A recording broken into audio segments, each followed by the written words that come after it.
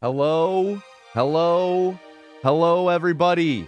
One sec, there we go. Hello, everybody. Today is Monday, March 17th, 2025. Good morning back at ya. Hello, everybody. What up? First off, Shunter, 1996. Feels like it was 10 years ago last time you did photo. Does feel like that. Ed said, doesn't it? First off, Shunter, thank you for the 31-month resub. Thank you. It's good to see you. Cowboy Jesus, thank you for the 6-month resub, half a year. Ed said, thank you for the 19-month resub. It does feel like forever ago. It truly was like almost half a decade ago exactly that we last ran Fallout 4. Sandy, thank you for the raid. Hope you had a good stream. If you were speedrunning, let me know how you did. What up, Zero Got? Hello, Free Nolly. What up, Zevbot? What up, Jacob X Spencer? Hello, Deherminator. Hello, I Taste Like Paint. What up, Walter White? Hello, 40 Watt. Good to see you, dude. What up, Reza? Hello, Ed said, of course. Hello, Ruth's Youth. Fennec Frost. Excuse me. How are you guys all doing? Sandy, good to see you. Yeah, we are going to get back to learning Fallout 4. It's been a while. Nice hat. Thank you, Pixel. Thank you. What up, nice can't, bro? We are going to get back to relearning Fallout 4. I last ran Fallout 4 in summer of 2020. Sorry, I should say I last ran Fallout 4 any percent in summer of 2020. So it's been half a decade. It's been a bit. I remember a lot of the route. I need to brush up on a lot of the route, though. That's the thing. Kind of just a low effort run to take note of possible time saves. Of what? What are you running? What were you running, Sandy? You feel old now? I know. Finally get to catch a stream at home. Thank fuck. Half-Life 2 Xbox. Oh, right. I forgot that's what you were running. Very nice. So for relearning, because there's like a lot of little things, long story short, Friday night, I sat down and reinstalled Fallout 4 and I got it down patched and I did all of the setup to get the game running correctly, get the Pip-Boy app running correctly, get everything where it should be in terms of being able to play. I did a little bit of like a little skosh of practice in Vault 111. Still got it. But I was then skimming through the tutorial. What up, Jackie? What up, Krigsby? Is that Cappy from the hit game Super Mario Odyssey? Sure. And I was skimming through the shopping section. And there was like a small detail where I said in the tutorial when we talk with the vendor, you mash both 4 and right click. This only works on this vendor, but it skips the dialogue faster. And I was like, I totally forgot about that. So there's a bunch of little things like that I need to remember, relearn. So we're going to be watching through my Fallout 4 tutorial. Not all of it. We're going to skip the first couple videos because I don't need any of the brush up on the end of Vault. We're going to watch through it on double speed, probably hop into the game to be testing stuff as well. We're going to be taking a lot of notes. It's going to be primarily a learning stream. I wouldn't anticipate me to be really doing runs until next stream at the earliest, but we'll see what happens today. Da Bears have a real offensive line, and I'm running Fallout 4. We're in the odd timeline. We are. Gray Pixel redeeming the one game Sinitu Nerdle battle. All right, let's do that. Let's do that before we even get into our daily games. Pixel, I'll DM you on Discord to join. I'll DM you the link to join. Let me make our friendly arena. Create arena. Private. Let me set a password. There we go. Classic. Create arena. Invite. Copy link. Next. All right. Pixel, I will send you the thing. But yeah, Fallout 4. Looking forward to it. Looking forward. J-Mapes, you're amazing, and I thoroughly enjoy all of your content. All the effort you put in is great. Thank you, J-Mapes. I appreciate that. Thank you. Oops. Let me reconnect there. Ah, shoot. I'm trying to... I might need to resend the link, Pixel. Oh. There we go. Forgot to give you the password. Thank you, J-Mapes. What up, Jackie? What up, Pointy? What up, A-Herbs? What up, 12.5? Learning streams are fun. What up, Casual Speedrunner? All right, let me remake it. Create arena.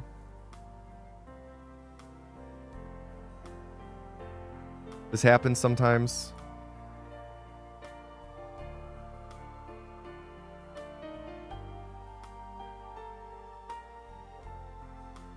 What up, Jojo Chow? What up, what up? I mean, you just did the retrospective on the Fallout 4 video. I did. Can I get some words of enk? All right, here we go.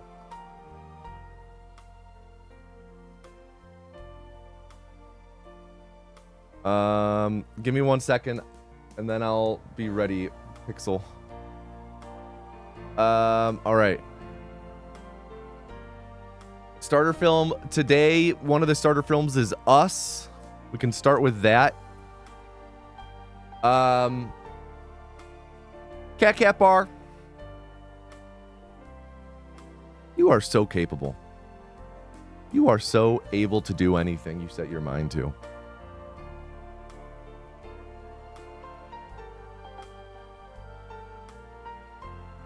You can accomplish so much more than you imagine.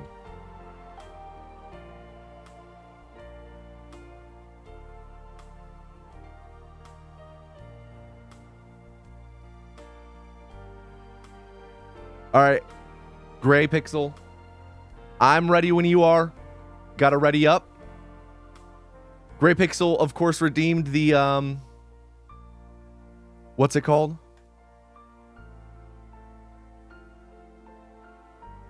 The 1v1 Sin and 2 Nerdle battle. Are we ready for the Hex Zone? We'll see. We will see.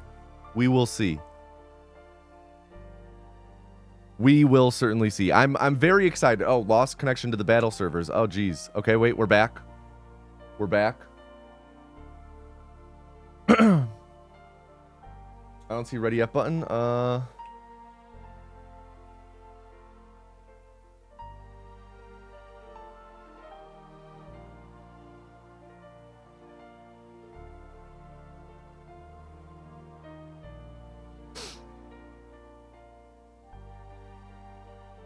For Fallout 4, there's so many little things we're going to have to...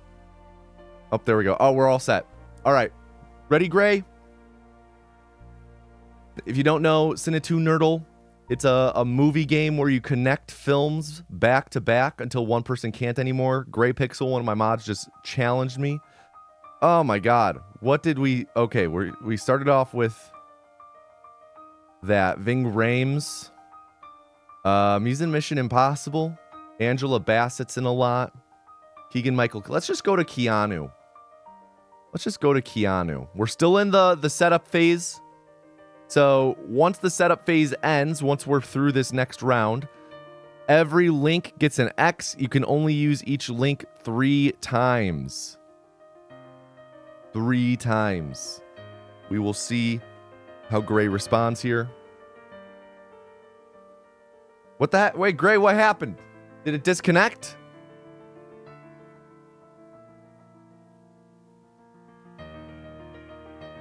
What? Real? What? What? Wait, what happened? What happened? My Costco streak still is intact. Took too long. Was that okay? Was that it? All right, GG Pixel. GG. We can give you a quick run back. We can give you a quick run back. Where do we end at? We ended on Keanu 2016. Quick run back. You get one. You get one.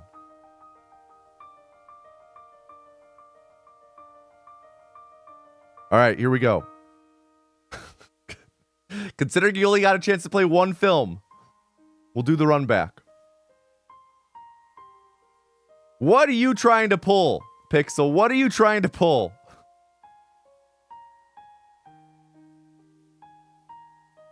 What do you do? What are these movies you're trying to play? All right, here we go.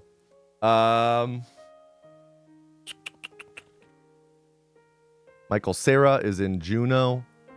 Go Elliot Page, J.K. Simmons, Rainn Wilson, Michael Cera again, of course. Superbad incoming. Spoderman, okay.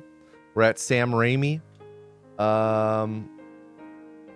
Bruce Campbell's in this, of course. Let's take it back to The Evil Dead, 1983.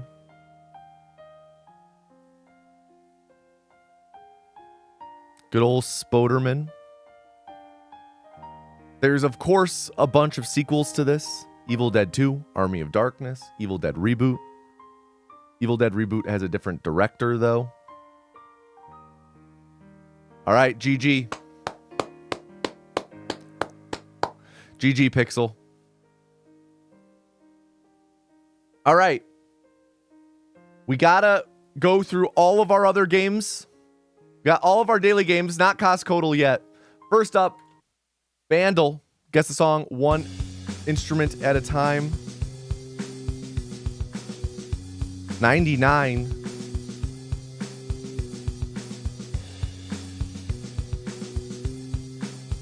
It kind of sounds like Mission Impossible, to be honest.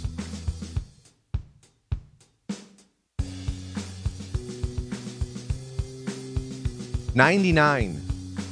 Who was big in 99? Like the Goo Goo Dolls? Don't think this is Iris.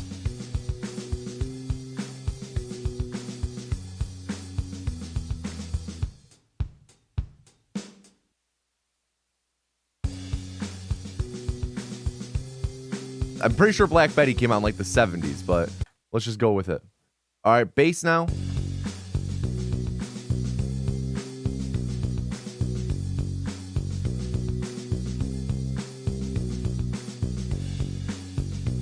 What Green Day songs have we got?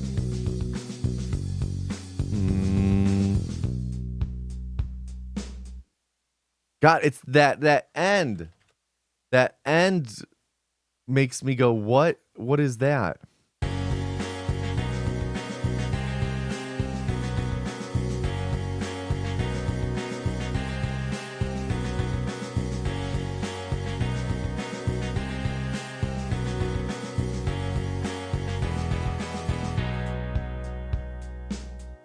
What?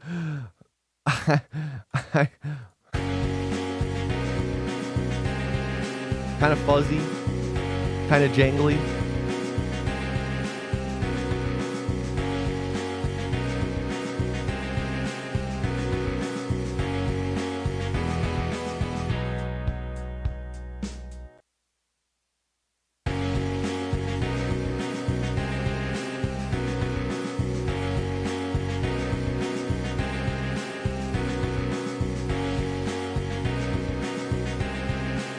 '99.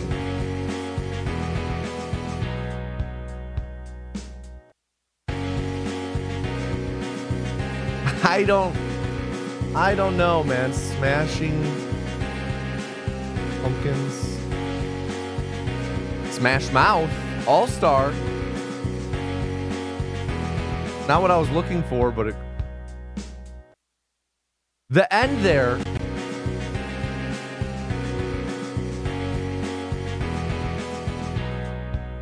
I don't have any other guesses. That was it? What? How? Oh, dude. Dude.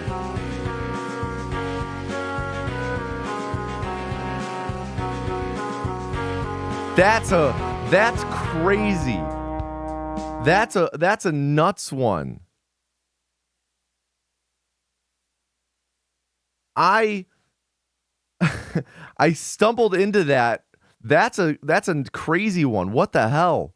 It does sound so different. Doesn't look like Fallout 4. We're getting there. We're getting there, Abbolt. We have to do all of our daily games first, though. And then we're going to be relearning by watching our old tutorial. All right. Movie framed. Guess the movie one frame at a time. We got a tree here. Crazy color palette. This is crazy. Something probably like, I don't know, Tim Burton's Alice in Wonderland. No. Employees must wash hands constantly. Cat in the Hat. Easy. Cat in the Hat. All right. Framed. One frame. Guess the movie. You only get one frame. Background music. You only get one frame. And this gets smaller. I don't know, but the haircuts look metal. Gonna go. This is Spinal Tap. This is Spinal Tap. Yep. Easy. Sinitu Nerdle. Puzzles. Oh God. Avenging Murdered Father. Rom-com. Robin Wright. Vikings. Part 4. Androids. North. Bill Skarsgård. Okay. Bill Skarsgård. Northman. Okay. Maybe not. Androids. Continental. Ethan Hawke. Bride. Joy. Yeah. Jerk off instructional. Bride, Lapid, Richard Gere, Joy. Man, I don't know. Vikings. There we go. Northman. Oh, Bill. It's not Bill Skarsgård. It's Alex Skarsgård is in this. Driving under influence. Assassins. Who else is in Northman?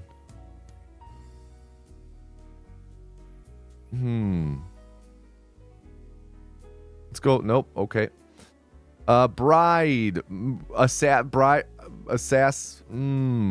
I don't know. Oh, Continental Assassins.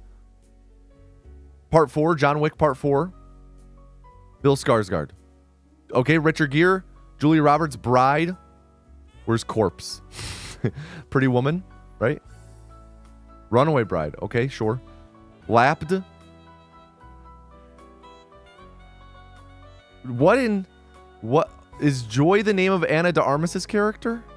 Ethan Hawke is in The Northman. Continental jerk off instructional. Yeah. All right. The cross section. Richard Gere. Bill Skarsgård. Julia Bride assassins from the north doing Joy. LAPD. Ethan Hawke. No. All right. No way we get it. What was it? What was our other cross? Bride, Robin Wright, Avenging Murdered Fathers, Assassins. Princess Bride. I've never seen it. Guys, I've never seen it. I've never seen that. Jerking off instructional, that's still a thing? That's a thing? Yeah, that is a thing. Look it up. If you're on Firefox, Control-Shift-P. If you're on Chrome, Control-Shift-N and type in jerk off instructional. Same thing, but now we have the movie titles. Silence. All right, so we got Scorsese, Adam Driver, Black Klansman. Is Adam Driver's in that as well? Scorsese. Black. Any other films with Black in the name? No. Ethan Hawke. Training Day, Ethan Hawke. He's in one other of these. I don't know which. Annette has Adam Driver as well. Okay, but we ended up somehow lucking into this. Doubt, Silence, Exorcist. Have to do with like priests? Yeah, it has to do with priests. Marriage Story is Adam Driver.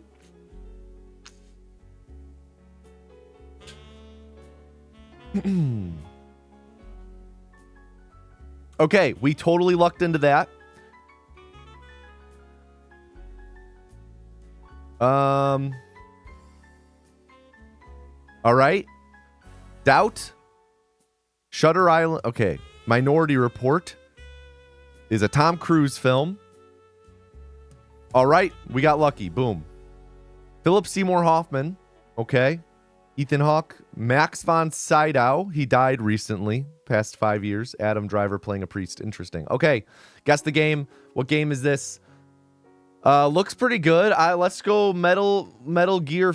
No, that's not how you spell it. Metal Gear Solid 5 or something. Nope. 69%. I cannot tell. Xbox One, PC, PS4. What is this? Is this a tree? Crisis? Was there a new Crisis game? Crisis 3? Nope. Tactical shooter. Explosion. Kind of looks like Overwatch font. Ghost Recon Wildlands. Okay, I'll trust you guys. Wildlands. Easy. I got that myself, entirely myself. Thrice, the trivia game.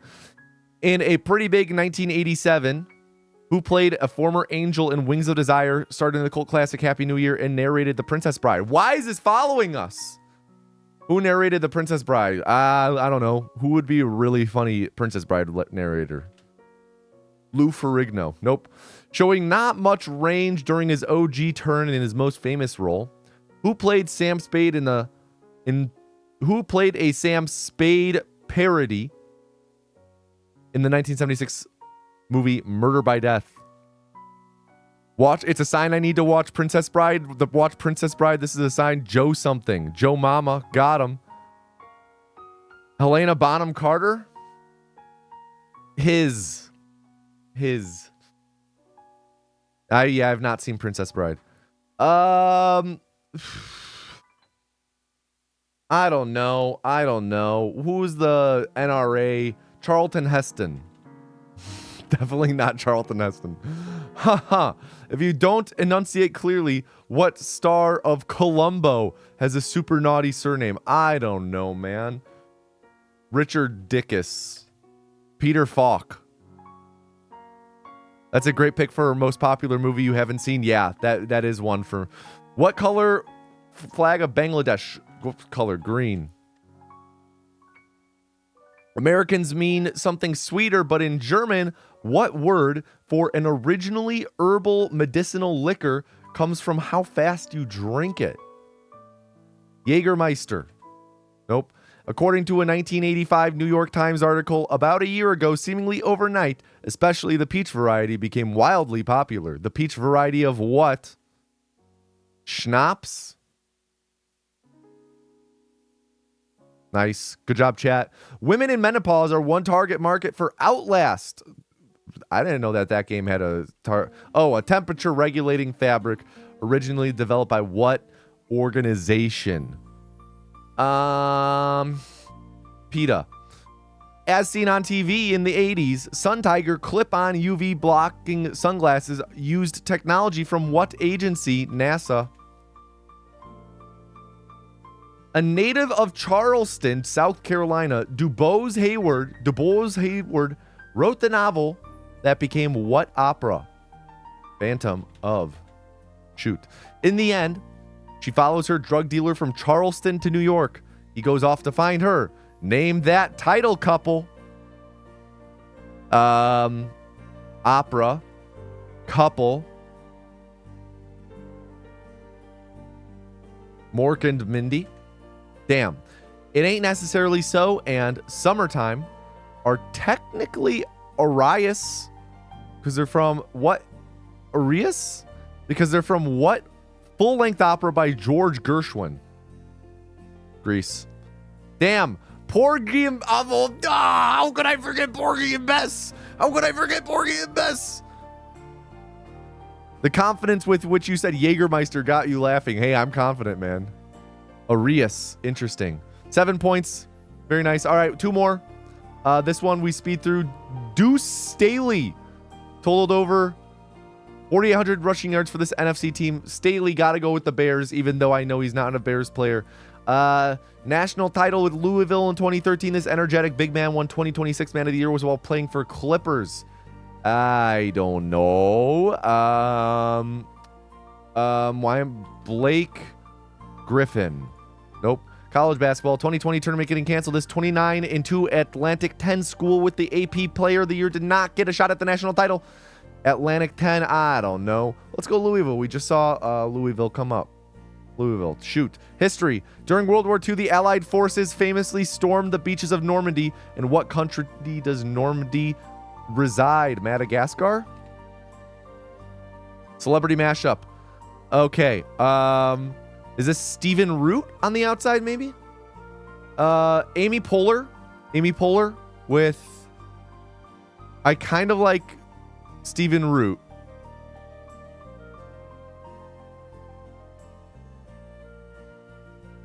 Arnold? Arnold? I don't know about Arnold. Maybe Arnold. I could kind of see Arnold. The last time you watched was 4 years ago. Straight up did not recognize your voice when you joined this stream. Hope you're good. Yo, Ori. Thank you. Thank you. I like Stephen Root. Damn. Snacks and candy. 2025, what major brand of chips introduced golden sriracha flavor variety? Takis. Nope. Television. Before she became platinum selling artist, this Disney Channel star, as she appeared High School Musical, the series, and Bizaardvark. Olivia Rodrigo. I knew that one. Vin Diesel first played the character Riddick in 2000 sci-fi action horror film that called Perfect Dark. What's it called? There's Chronicles of Riddick, but the first one is Perfect. No. Darkness. Prince of Darkness. Pitch Black. That's it. Pitch Black. Music. Excuse my charisma. Vodka with a spritzer is a lyric from 2011 Lil Wayne song. I don't know, man. 2011 Lil Wayne? At this point, I had stopped listening to Lil Wayne. All I know is a Millie, and that's like a 2007 Lil Wayne song. No, I'm done. All right, let's see the scores. Correct answers. NFL, Eagles, nope. Montrez Harrell, nope. Dayton, nope. Celebrity mashup. Amy Poehler and Billy Crystal. Damn. Snacks and candy. Doritos. Golden sriracha flavor and music. 6 foot, 7 foot. Gotcha. All right, Costco. On to the one that really matters. How much does 1 pound of Face Rock Creamery Vampire Slayer curds cost? From Bandon, Oregon. Face Rock Creamery cheese curds. 1 pound of cheese. Garlic cheddar. So you're adding that in there. $7.99 is not a bad guess. $7.99 is not bad. I would think that going to be a little on the pricier side because of the curd and the garlic cheddar part, but little on the cheaper side then because of Costco. I like $7.99. That's like $8. I'm going to go $8.99. Up a little bit. $9.50. $9.99 was the correct answer. We got it in 2. We stay undefeated. Undefeated in Costco. We have never lost and we never will. Never will. New viewer just followed. My great grandmother always spoke highly of your content. Excited I can watch firsthand and enjoy wonderful gameplay. Have a blessed day. Stay hydrated. Yo, your grandma's based as fuck. Okay. Is this Price is Right Jeopardy training? A little bit. Predominantly, it's just being good at Costco prices.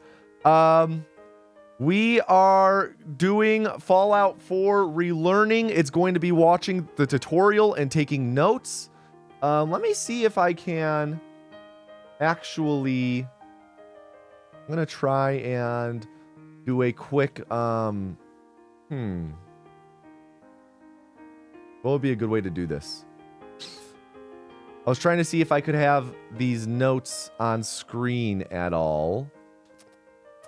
I got an idea. Be patient with me. Patient, please. Patience. This is, yeah, this is that. Okay. What if I did new what's this called? Video capture device. There we go. Okay, this is what I'm looking for, except I need to move this way down. All right, that's... And here's where I'm typing all of my notes. Except that's really small. You guys can't read that.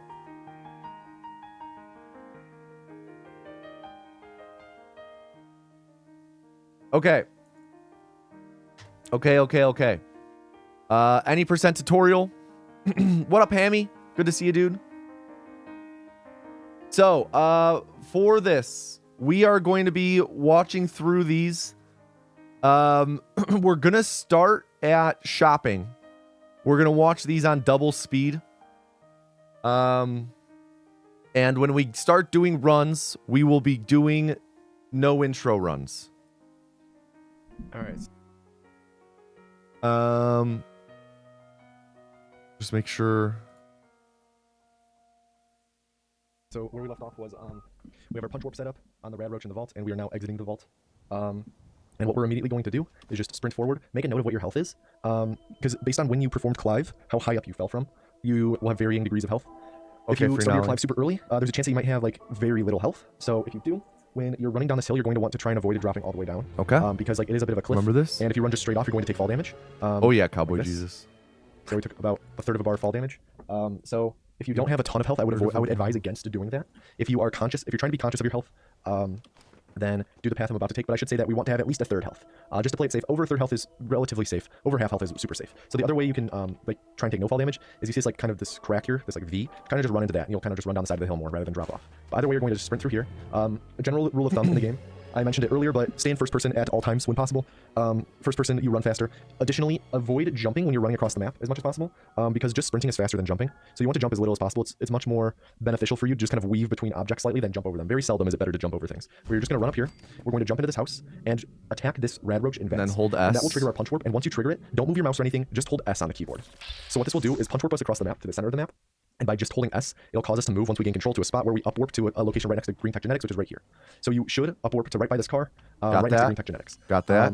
Sometimes you will upwarp to over there in the radio camp, and that's due to just minor things like where the rad roach was exactly standing in the vault. Like if the rad roach is like right on top of you, say the rad roach noticed you pretty early when you were setting up the punch warp and you ran straight to you. If it was like right on top of you, there's a chance it'll end up over here, which is bad. If you're going for like a top time or world record, you're probably going to reset when that happens. But either way, you want to upwarp to here, and then once you do, you're going to turn to the right and run. As you can see, there's kind of a tree that's down here. Run to the left tip of the tree, or just walk to the left tip of the tree.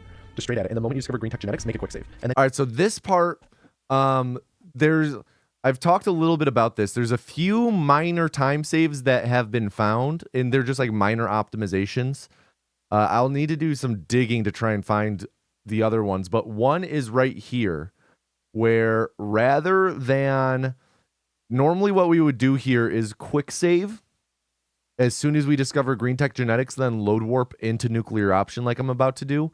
But I believe the strat now is you discover Green Tech, and then you just start making your way to Good Neighbor.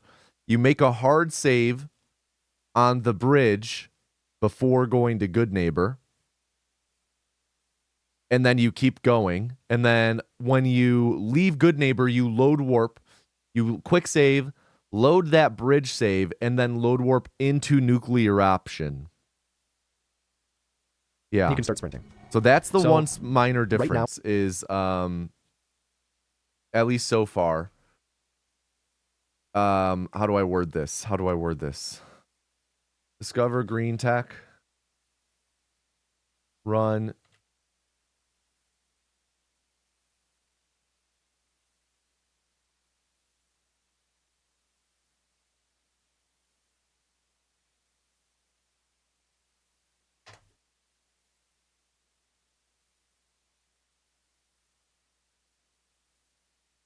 Okay.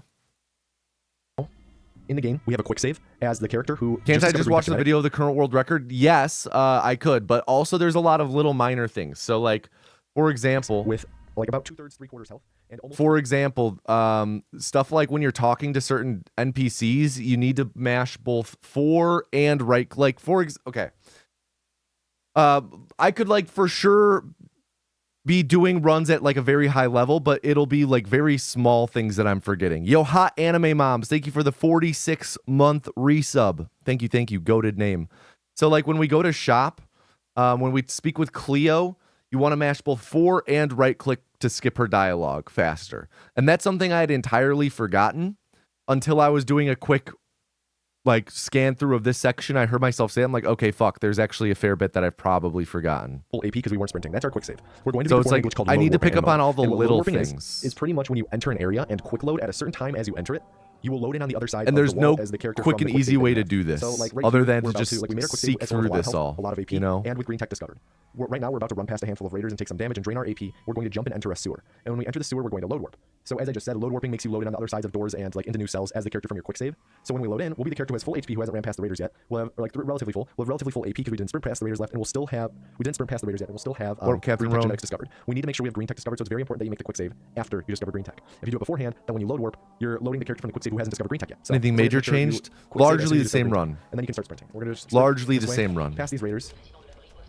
So yeah, normally we would take a right here and head this way. And then we're going to aim for like kind of the gap between this tree and the garbage bin, the trash bin. Just jump up, jump into the water, and you're going to go straight down into this sewer. And you're going to turn and enter the sewer and enter the loading zone. And during the fade to black, during the loading zone is when you quick load. So the timing on it might be difficult when you're first learning. I know some people struggle with it. But Nah, it's the as guy simple as sounds wait until the screen washed. starts to fade to black. And as soon as the screen starts fading to black, you quick load. So it looks just like this. Like that. I quick loaded during the fade to black. If you quick load too early, you'll load in as the character right next to green tech just because you didn't perform the load work correctly, you just quick loaded. If you load work too late, you're going to load in on the other side of the door as the character, like as your character who entered and not the person from the quick save.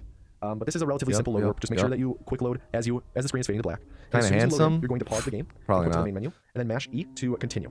Fresh pineapple and What pepperoni. this does is it Yum. actually loads you in out of bounds. And the reason for this is that the sewer that we entered, the entrance is actually directly below us in this pipe. So this is actually where we entered. And this is where the auto save was made when we entered. But in the game, if you load a save from like the main menu or from like a while ago that was made underwater, you'll load in at the top of the water to prevent you from drowning or something like that. And top of the water here is out of bounds. So what we're going to do here is get the last quest in the game. So immediately we're going to swim to the left. Yeah, this is all And this there are like these two easy. big pipes right here. As you swim this way, you will see a big pipe right here. And if you look up, there's kind of like a white gap. What you're going to do is while you're swimming to the east, swim up into this white gap and immediately turn and face to the north, and then wait about like half a second and then turn to the west and keep holding W. So just like this, turn to the north, turn to the west. And that will spawn us back in bounds in the pipe, and we will now have the nuclear option. So this is another thing that's super simple, but I've not tried it's Domino definitely stuffed something that crust people struggle with when pizza. they're just learning. When I first learned the run, I struggled with Stuffed it. crust But, pizza is I'll go pretty through it good again, though. just kinda break it down one more time. Underrated if I'm being honest. So you load in at the top of the water, you swim down into the left, you're going to swim between these two big pipes, swim up between here, turn north, turn west. Yeah. And now we are in the pipe to exit. We Yeah. have the nuclear option. Sometimes, if you don't perform it correctly, let's see if I can get this. Let's see if I can do this on purpose. If you don't do it correctly, what might happen is, let's see. This might happen. You might load into this area, and this just means that you didn't actually COC correctly. That's why we turn to the north for a bit to make sure we get out of bounds. Let me add the load from the menu again. We turn to the left to make sure we get far enough away from the pipe so we're actually out of bounds and we'll COC. You actually don't need to turn to the west. You can actually just swim in east direction, swim up, and then turn north once you're out of the water, and you'll spawn in the correct spot. We just turn to the west so we're facing the correct direction once we spawn in. But regardless, once you do that, you have the nuclear option. You can just exit the sewer. So now we're playing as a character who has green tech genetics discovered and also the nuclear option active. We also have the nuclear option active, which is the last quest in the game. So here what we're going to do is just swim. We're going to swim up to this canoe, this rowboat. I guess it's a rowboat. But if you're low on health, I'd say if you're below 1/3, what you're going to want to do, this is slightly slower doing it this way, but you're going to just swim under. I'll try my best, Runkle. If you're low on health, I'll try my below best. 1/3, what you're going to want to do, this is slightly slower doing it this way, but you're going to just swim under the bridge. This is if you're below 1/3 health or really, really close to death, or just want to play it safe. You're going to swim under the bridge and jump up this way, and then start running down this road. If you're doing it normally, we're going to get to that road a slightly different way. You're going to run and jump onto the boat, crouch and pick up the enamel bucket, and item climb up onto the bridge. And here you're just going to sprint to the door. So this we're kind of skipping with the what's it called? Yo, Runkle, thank you for the 2-month resub. Thank you. I appreciate you. No, not you, Siri. Siri heard me. Here you're just going to sprint to this door and hope that this raider doesn't move into the door and block you. And there's also a dog that spawns on the other side of the door who can block you. The way that the mechanics of these AI works is that this person will hear you and start shooting you at a seemingly random time, or see you and start shooting you at a seemingly random time, and the dog will start running to you once the person starts shooting. So you either want the person to start shooting super early or super late. Ideally super late, because sometimes when they start shooting, they'll move into the door and block you from getting past them. But either way, if they start shooting super early, then by the time you get to the door, the dog will have already passed through the door, and you won't get blocked by the dog. If they start shooting super late, then the dog won't react in time, and you'll be able to run straight through the door. So right there, they start running towards the door, but still we're able to just sprint right past them. If they kind of block you, I recommend trying to either just back up and let them kind of clear out, or trying to jump over them. And now I want to talk about AP management real quick. Again, I apologize for all the info that's being dumped on you. It's just we have to introduce a lot of Yeah, these sections are going to get much shorter, much as we go on. Yeah. mechanics and strategies for the game early on. This is one of the last major things, AP management. So in this game, when you sprint, when you stop sprinting, you start regenerating AP, but the regen doesn't start until about 2 seconds after you stop sprinting. So you'll sprint, I'll show you right here, like I'm sprinting, and then I stop sprinting, and then it pauses, and then pauses for about a second or two, and then it starts regenerating. So because of that, we want to minimize the amount of time spent not regenerating, because either you want to be sprinting or you want to be regenerating your AP, right? Those are both good things. Sprinting, obviously, the best thing.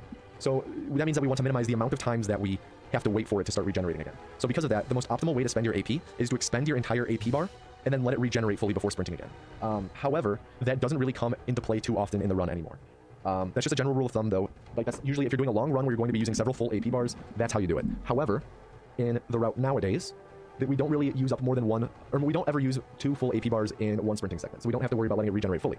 Instead, in this game, when you enter new cells, if you aren't sprinting when you enter them, then most of the time, it depends on the cell, but most of the time when you enter without sprinting, your AP will be fully regenerated when you enter. So that means that most optimally, we will run out of sprint the moment we are about to enter a new cell.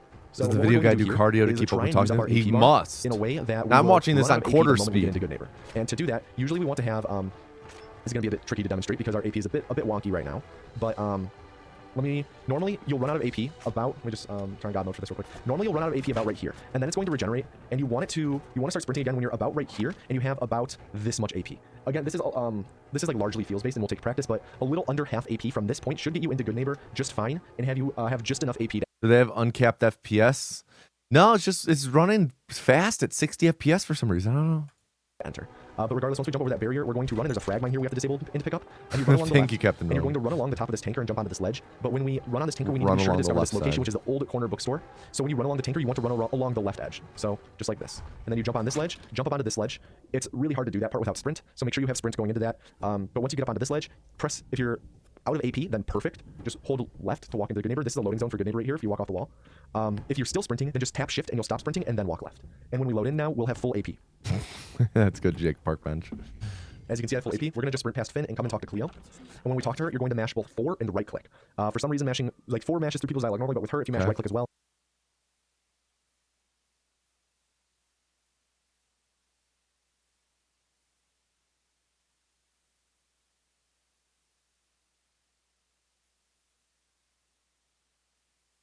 It's kind of skips past her second line after you say barter. So here we go, the vendor glitch. This is another big thing. This is one of the reasons why we patched down to 1.1.3. All the shit for shopping, I don't remember exact. I remember biometric scanner. I remember all that stuff. We need to do some shopping here.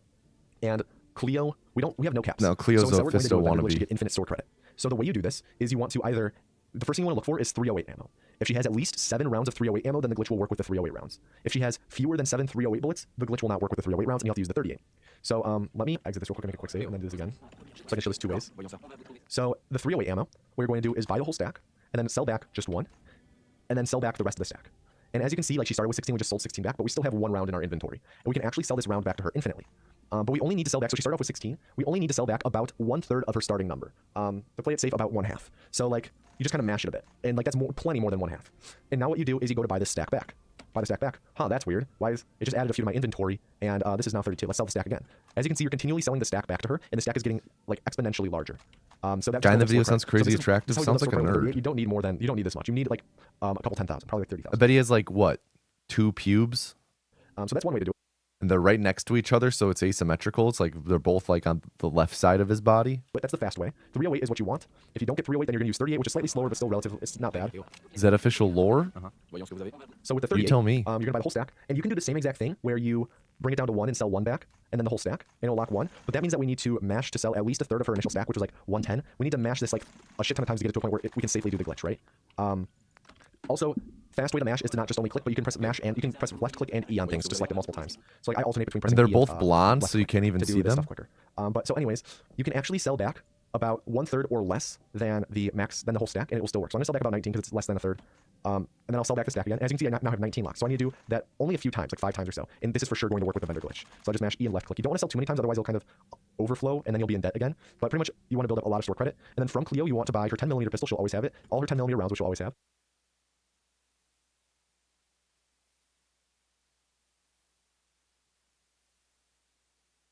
Devastator's chest piece, Devastator's right greave. All of her frag mines, she'll always have at least 8.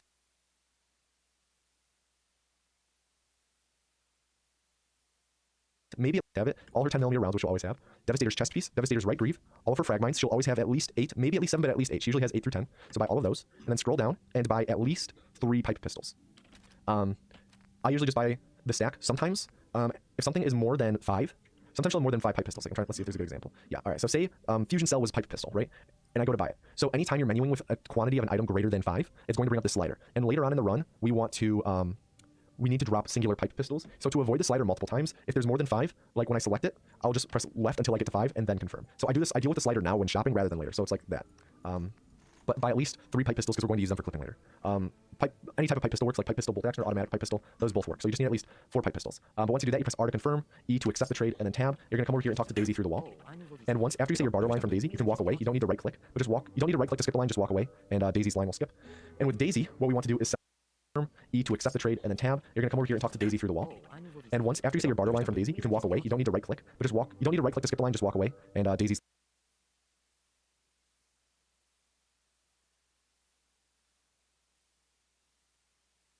line will skip.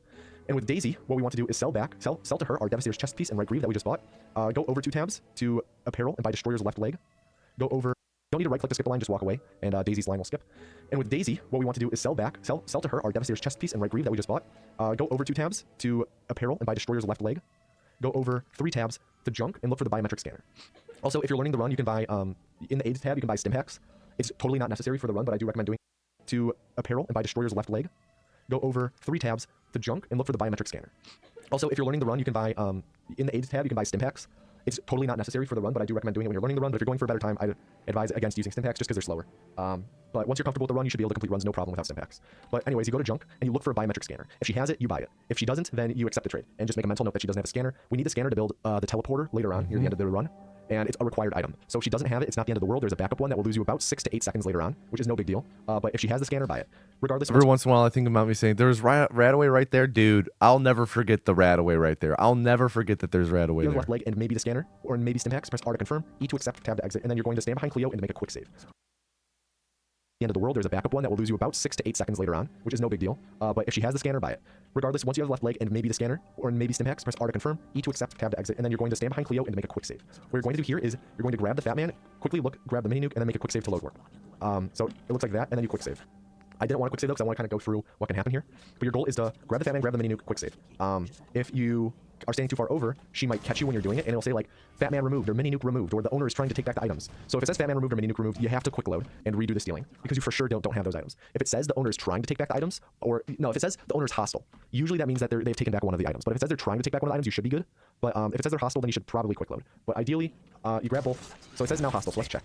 So we do have the Fat Man, we do have the mini nuke, so we're good with there. Maybe it's the other way around. Maybe I can't remember. Usually you don't get a pop-up like that, but if it for sure says like Fat Man mini nuke removed, then you're boned and you have to quick load. But regardless, once you steal it too and you make your quick save, you're going to load the autosave in the sewer, the public works maintenance area. You should still have this autosave here. And the moment you load in, you're going to load, and you're going to load the save again. And this is because it's been a while since we've loaded the save. When we load in, we're actually on top of the water, which we don't want. We want to be at the actual exit because we're going to load warp out. So once you load in, you're immediately going to pause and load the save again, and that will load us in at the normal spot. When you go to load, sometimes you'll accidentally load the Cambridge save first on accident, just like a misclick. That's totally fine. For some reason, if you load the Cambridge save and then the public work save, you'll load it at the normal spot for the public work save and you won't load it out of bounds. So you can either load the Cambridge save and the public work save, or the public work save and then the public work save again. But what we're going to do is load in, and once we load in, we're going to hold S to swim backwards, because we're going to swim into the loading zone, and the moment the screen starts fading to black like before, we're going to quick load to load warp. So then we'll be the character who has done green tech, like discovered green tech, we'll have the nuclear option quest line, and we'll have all the stuff that we just got from shopping, and we'll be on the other side of this loading zone. So just swim backwards and quick load during the fade to black. Makes sense. And as soon as we load in, what we're going to do is press I during the fade in to bring up your inventory. We're going to bind all the items we just bought. So you press I as soon as the loading stops. And it's kind of hard to read the screen right now since you're underwater, but it's not that bad. You get used to it. I would say from the get-go, menu underwater so you get used to it because it's faster to do it now than later. But right away, you're going to bind the 10mm pistol, which should be on top. You bind by pressing Q and then a number along the top of your keyboard. And also I should say that what you bind them to doesn't matter. It's entirely arbitrary and just do what's comfortable for you. I have really weird binds just because they are kind of like, what's it called? They're kind of, why am I blanking on this word? They're kind of just like old hotkeys from when I first learned the run. Like we had different things. There's they're like legacy keys, I guess you could call them. Pretty much like when I first learned the run, like we used a lot more items, so like I had different things on different spots, and I'm so used to muscle memory of those items being on those spots that I don't change them. Like it's kind of unoptimal in terms of the ergonomics of where they put them, but it doesn't matter. But yeah, bind your pistol. I bind my pistol to 4 if you're curious. Bind your fat man. I bind it to 3 if you're curious. Bind your frag mine. I bind it to 1 if you're curious. Pipe pistol, you don't bind. Security baton, I bind it to 9.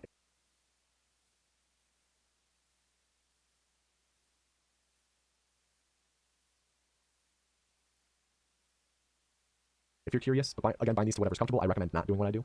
Go over 1 tab to apparel. You can go over by pressing D and bind this. Bind your left leg. You don't bind the other 2 things, just bind the left leg. I bind it to 5. You don't need to equip it yet. If you have stim packs, go over 1 more tab and bind them. I'll usually bind stim packs to 0. But once you're done binding in the aid tab, go back to the apparel tab. You want to leave off in the apparel tab. If you have stim packs, go over 1 more tab and bind them. I'll usually bind stim packs to 0. But once you're done binding in the aid tab, go back to the apparel tab. You want to leave off in the apparel tab. And then what we're going to do is put away our Pip-Boy by pressing tab. And we're going to turn to the left and swim up to the surface. And while we're swimming, press your hotkey to bind to equip the frag mines that you just bound, and also destroy his left leg. So for me, that's 1 and 5. So I'm going to swim up to the left and press 1 and 5. I'm going to mash on the ton just to make sure they're both equipped. And we're going to jump onto this pier. And also, you want to make sure your security baton is equipped. If you haven't changed your weapons at all, like re-equip something else, then it should still be equipped, but make sure it's equipped. We're just going to run over here, jump over this, jump onto this little ledge. I recommend taking a moment before you run and jump on. We need to run and jump to here. And This is how the modern child revises for an exam, right? Right? Brings me back to college. Not curious, didn't ask. Gonna ban you, Brian. it's very easy to miss that jump and fall into the water. If you do, it's almost impossible to be able to just jump right back up. It looks like you can, and it's super tempting, but it's very difficult, and it doesn't happen often. That's one of the few times it's ever worked. You can either like, kind of waste time doing that, or you can just swim to the left and come around this way. If you come around this way, though, be careful because there's a mirelurk in the ground around here. I'm not sure exactly where he's around here somewhere. But regardless, once you jump over, you're going to run over to here, and you're going to jump onto this railing right here. Like, see how there's like the main post thing, and then 3 holes. You want to jump on top of the thing and around these 3 holes area, ideally the middle hole. You want to jump on top of the railing at it. It's not precise, but you want to make sure you're not on this thing and you're not too far to the right. So I would say aim for the middle hole, but you want to jump on top of it here. And then what you're going to do is look straight up. I'm going to make it safe here for safety. This isn't something you need to make a safety save for, it's just for the sake of explaining. You're going to prime a frag mine to throw by holding your frag mine button or your grenade button. And the moment you let go of the button, you're going to pause. So right here, we're then going to make a save. We're going to be loading the save a lot soon. But we're going to make a save, and as soon as we're done making a save, you're going to set up a punch warp on the frag mine as it's in the air. So again, to set up a punch warp, you mash Q to select it, E to confirm, and then either tab to cancel or right-click to cancel, all very quickly. So this is what it looks like. Just like that, you want to try and catch the frag mine if you can. Done making a save, you're going to set up a punch warp on the frag mine as it's in the air. So again, to set up a punch warp, you mash Q to select it, E to confirm, and then either tab to cancel or right-click to cancel, all very quickly. So this is what it looks like. Just like that, you want to try and catch the frag mine if you can. If you don't catch the frag mine and it brings you down to about 8 frag mines, you're going to be in a tough spot. So make sure you catch the frag mine if you have that few mines. But if you let the frag mine drop and you still have 9 to 11 frag mines or 9 to 10 frag mines, you should be fine. But once we have that save set up, and again, I can't stress enough, make sure you press escape the moment you let go of the button. Otherwise, pretty much what we're going to be doing is loading that save and spamming Q to set up a punch warp the moment we load in. If you made your save too late, then the frag mine will be too far into its descent, like ascent and then descent to set up the punch warp. But regardless, once you set up that, you're going to run straight this way. We technically will have our security baton out now. It's slower to sprint with weapons out unless it's a one-handed melee weapon, like a security baton. Security baton does not affect your move speed. Pistols affect your move speed. Fat man affect your move speed, but security batons do not. So you actually want to leave it out. You don't want to holster it, and you're going to run this direction. Usually you'll run out of AP about right here, but because I've been stopping running to explain things, we'll have some. And usually then you'll start sprinting again somewhere around here. But you're going to then run into Bunker Hill. You're going to jump up here and talk to Deb. And just mash 4 to get through her dialogue. And once you load in, we're going to do it different. We have to buy the 2 Black Ops pieces from her. And we're not going to do the armor or the ammo glitch again, even though it will work. Instead, we're going to do a slightly faster vendor glitch. And it's performed by first going into your inventory and putting an item that you don't want into their inventory. So we use the Vault 111 jumpsuit and the wedding ring because they have no impact on the run. So put one of them into her inventory. Don't do both, just one. And then go over to apparel. And what you're going to do is press E to like choose the item and R to confirm at the same exact time. And if you do it correctly, it can be a little hard at times, but if you do it correctly, then the item will move over to your inventory and you'll get a confirm trade menu, even though you cannot afford the item. But for some reason, having an item of yours in their inventory and doing this, it works. So then we can confirm, and that we now have one of the items. We need the other black.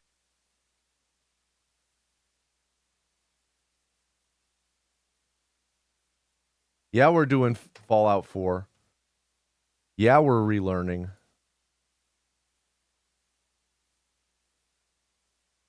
Ops piece. So we're going to then sell the wedding ring and do it again. And there we go. As we can see, it moves our inventory. It's at the top, and I'm not scrolled up over here, but it's in our inventory now, and we just confirm. And the moment you confirm that, you can exit, pull up your inventory, and you should still be in the apparel tab. I don't know why I wasn't, but you should still be in the apparel tab, and then you can hotkey both the chest piece and the shin guard. I bind them to 6 and 7, so I have the armor pieces on 5, 6, and 7. Don't need to equip them because we can just use from that. You can exit, pull up your inventory, and you should still be in the apparel tab. I don't know why I wasn't, but you should still be in the apparel tab, and then you can hotkey both the chest piece and the shin guard. I bind them to 6 and 7, so I have the armor pieces on 5, 6, and 7. Don't need to equip them because we can just use the hotkey to equip them, and then you can press S twice to go to the map and fast travel to Green Tech Genetics. And the moment as you load in, just mash your hotkey buttons for the 2 armor pieces you just got, and you will equip them like automatically or immediately. This noise, it means that, hear this noise? that means that it's already equipped. Whatever hotkey you're pressing is already equipped. Like here's what it sounds like when you equip something. Like there's kind of a click to it, but this kind of null noise means that it's already equipped. But yeah, that's all the shopping stuff. Again, there was a lot there. Did I ever reach my goal runtime for Fallout New Vegas any percent? Yes, I ended up with an 819. What up, CJ? Hope your mouth's doing all right. Is this not the voice of famous Speed Talker Tomato Angus? I guess so. Oh, we're coding now? Yeah. All right. Here's what we're going to do. I'm going to load up a save. We're going to do no intro load up until this point. We're going to practice no intro. We're going to do from coming out of the cryo up until the end of this. Am I drugged up or are you Luigi? It's St. Patrick's Day. St. Patrick's Day. What do you expect? All right. Let me do here. And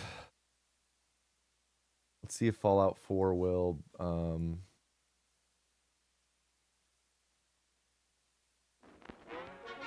oh, great. Okay. For some reason my graphics my thing reset. Interesting. Options. Windowed mode. Windowed borderless. Advanced. Okay, for some reason my what's it called keeps resetting. My resolution settings.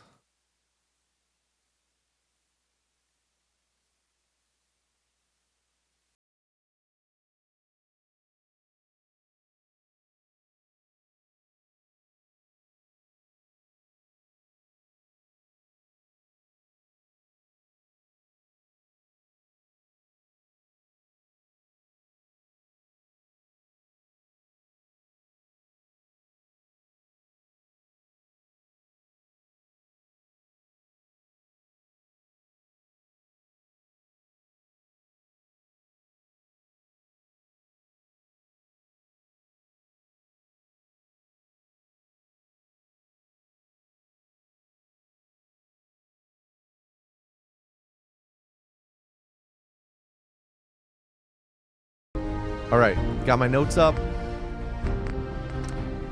And we are practicing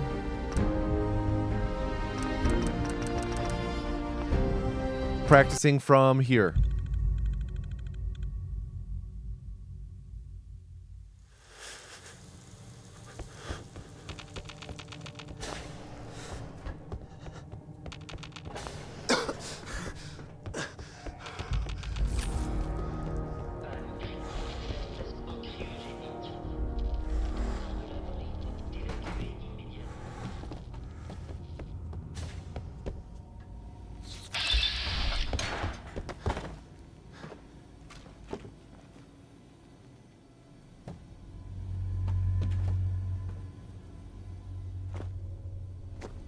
All right.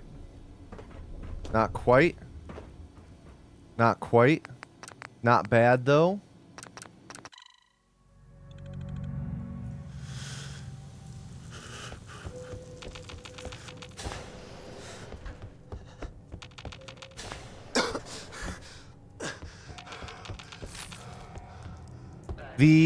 If I'm being, that's Clive. Now, Clive is the clip into the vault elevator. This is COC2 I'm doing. Clive is when we're entering the vault for the first time, and we spam pause as we are going down the elevator. Cone distance is a little far.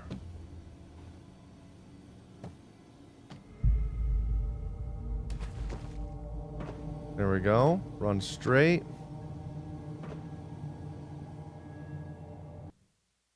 There we go. Successfully did COC2. Gonna be honest, that came back pretty quickly.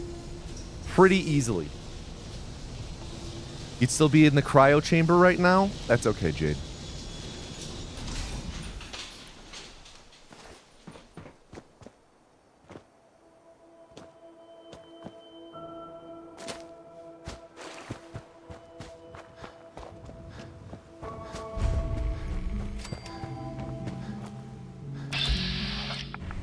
Hold S. Hopefully we get the good up warp and we don't have to... I've never ran Fallout 4 on this PC.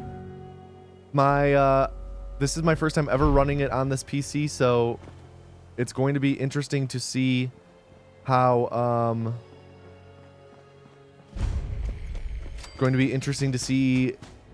things work, like interrupted punch warp and shit like that.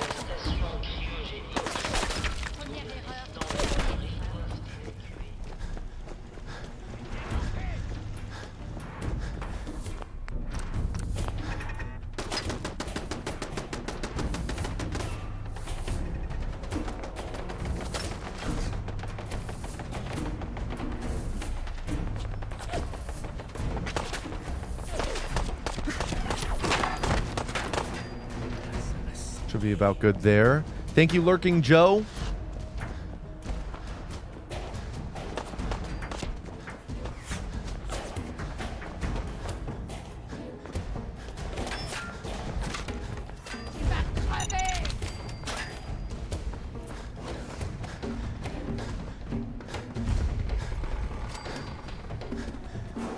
All right, pretty good.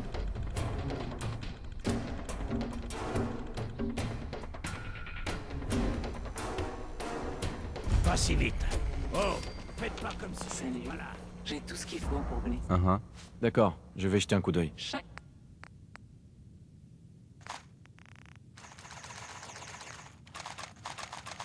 Okay, and now I buy frag mines and then pipe pistols. Oh, un nouveau visage. J'ai quelques minutes pour jeter un œil. Tous les objets sont garantis. And now from her, we sell these. We buy Destroyer's left leg and a biometric scanner.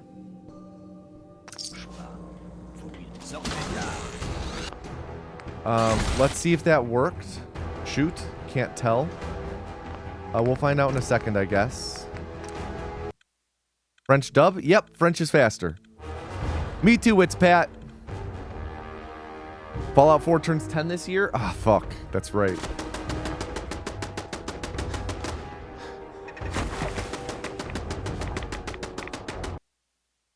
Let's see.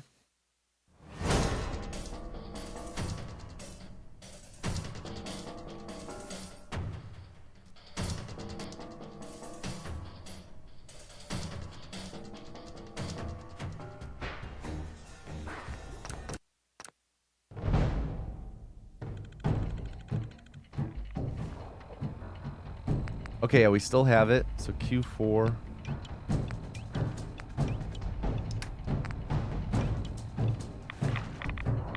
Okay, actually, that's great. That's great doing that there.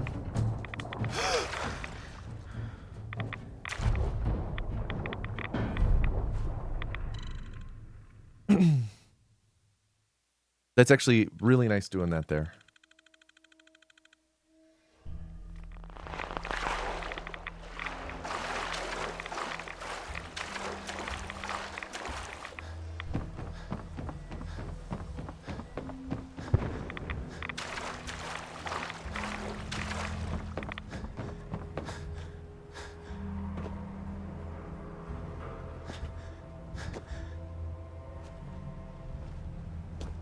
Right here.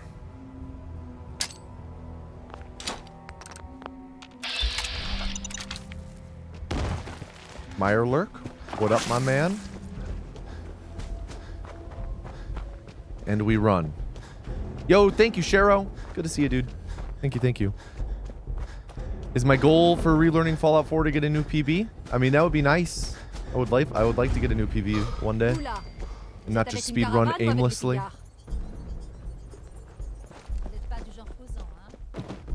Vous avez un peu trop de barda? Je peux vous acheter. J'ai quelques minutes pour jeter un œil. Okay, so I always had a hard time with this. I always struggled with this glitch. So I press E and R. Yep, there we go. No. Oops.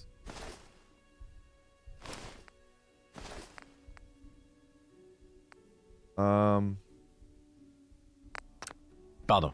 Practice this Préparez demain again. à peu près tout ce qu'il y a ici. Yo, best Voyons girl ce que vous Senna. avez. Vous devrez peut-être fureter un peu, mais c'est des trucs qui valent vraiment le coup ici. There you go. There's your smooch. Is my PB very close to world record? It's not far off. Man, that pineapple's divine. Sorry, was divine. We're gonna redo it from here.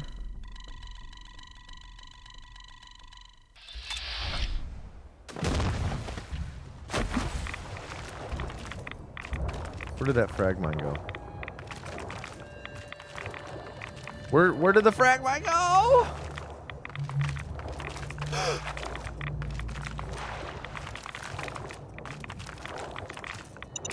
There we go. Oops.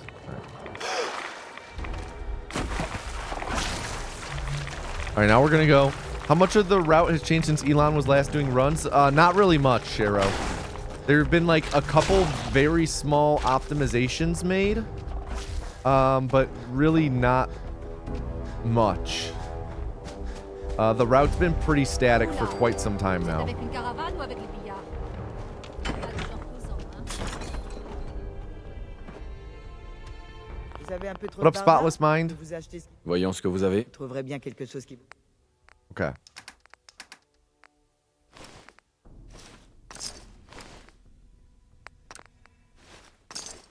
There we go. Got that. And now when I go to leave,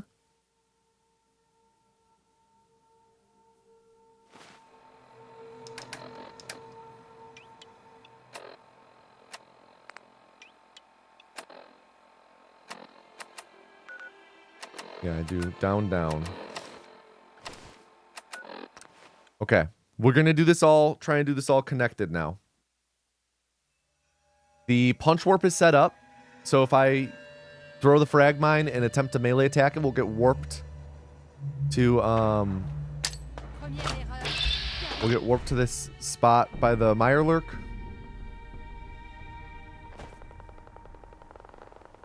Load in. Bunker Hills should be right that direction. Yep. Yep, close enough. Close enough, that worked. Didn't bring me all the way there. I guess I was over... I'm kind of turned around because of how it loaded me in.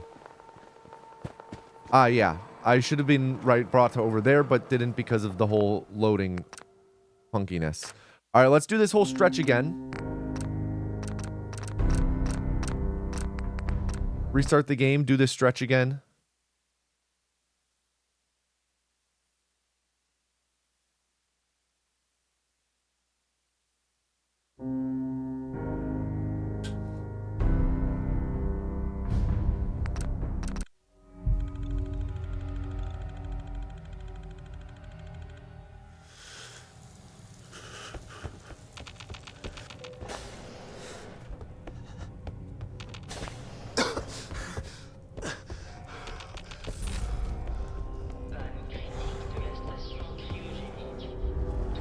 Little far from the cone. Still good. I'm just glad I don't have to relearn how to do VLC clips.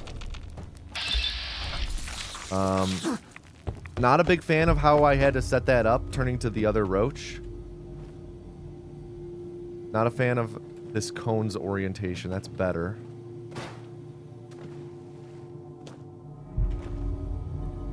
Yeah. Try that again. I struggle a little bit with COC2 making the correct jump.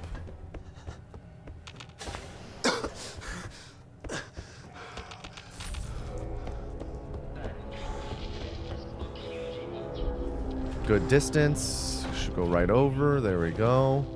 Grab this. Good distance. All right. Flip it around by bumping. Not quite like that. Not the best orientation. Should work like this. All right, that looks good. Run off. Turn. Quick save, quick load. Awesome. COC2 done. COC2, feeling good about it.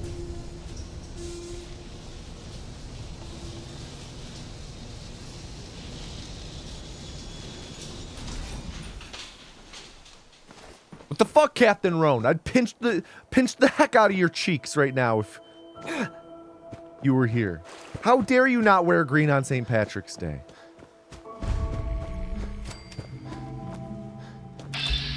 Such a terrible redhead, for fuck's sake. Yeah, you're doing us all dirty.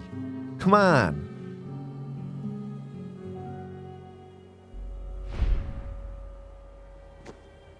Okay.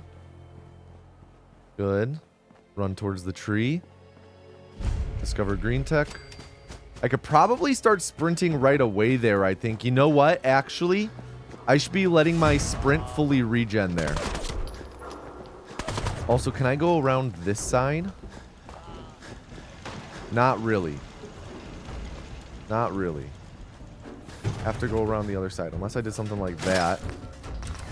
Which seems just inherently risky. So I gotta let my sprint fully regen after green tech. Jump over Fido.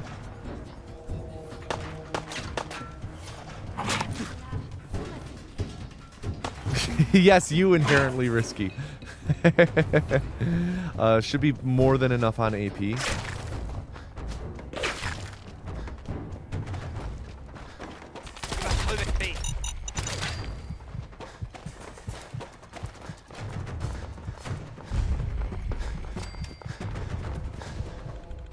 All right.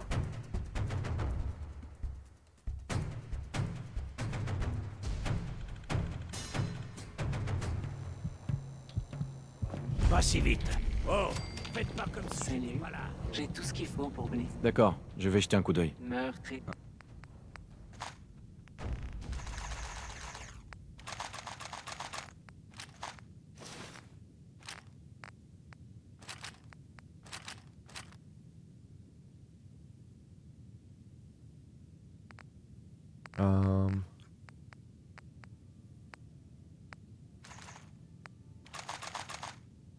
There we go.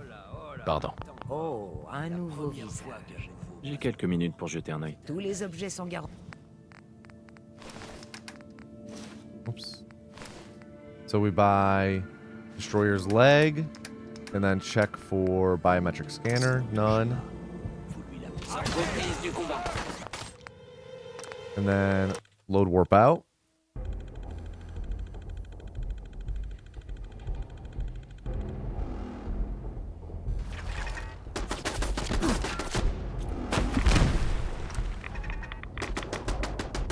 Broken limb, but that's okay. No quick save found. Okay. Okay.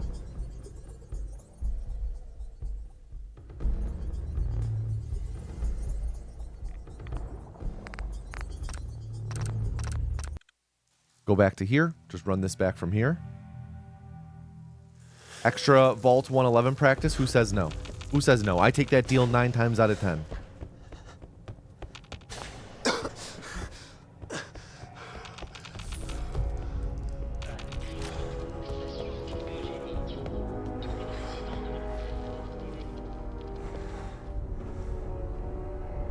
Come on, there we go.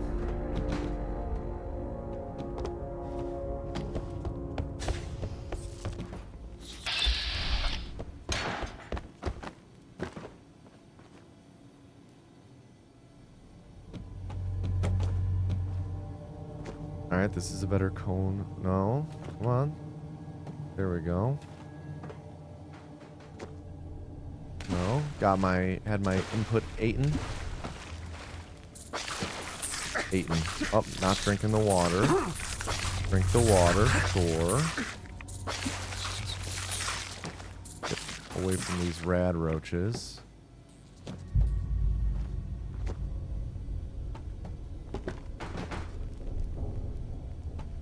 There we go.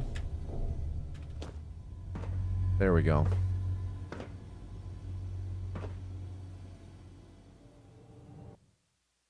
All right. Have I done my annual? Yup, of course, Pass Bourget. That's how I roll out of bed and I do it on St. Patrick's Day.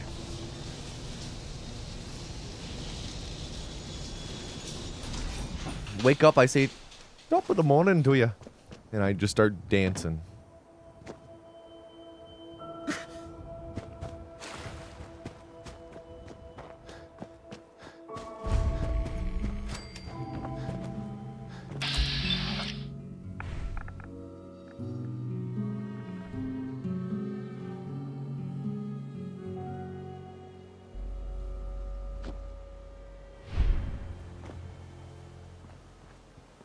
Gonna let this fully regen. Fallout 4 soundtrack underrated. It's a pretty good soundtrack.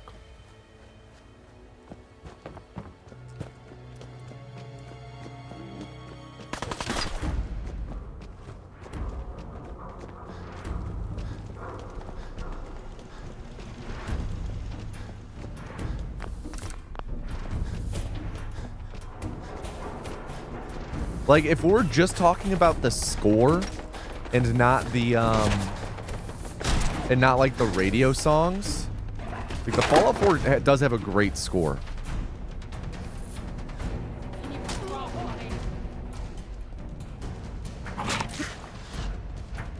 Let's see.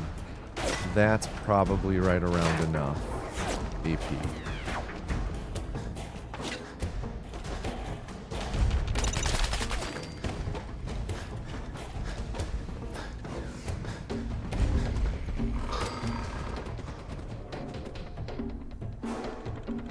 Missing infinite reload glitch, like infinite dash. Infinite dash would be really sick to have in all the other games. Pas si vite. Oh, faites pas comme si. Voilà. J'ai tout ce qu'il faut pour venir. J'ai quelques minutes pour jeter un œil. Un anniversaire.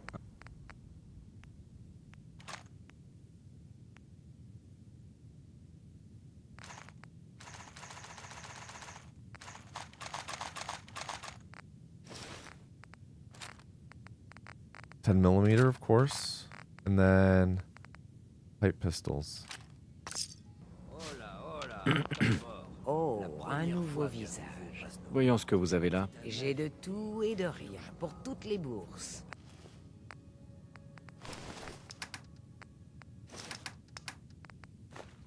Qu'est-ce que ça peut foutre? Acquisition de All right. Said caught, and they're trying to take it back. Batman was removed. We'll go from here then.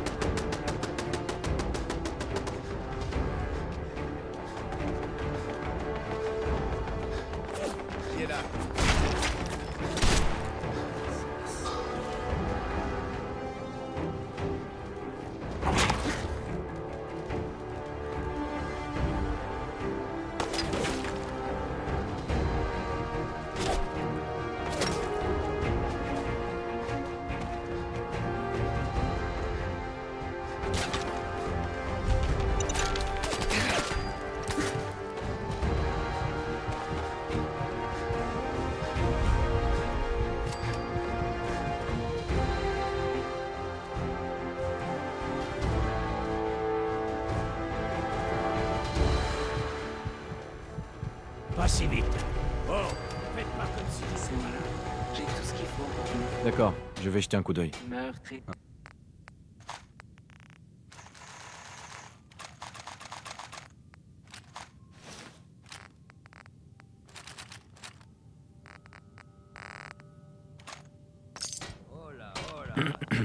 Oh, un nouveau visage.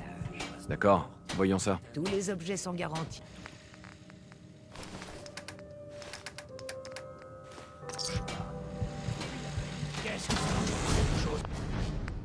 All right, we've got our quick save. Go back to this. Bum, bum, bum.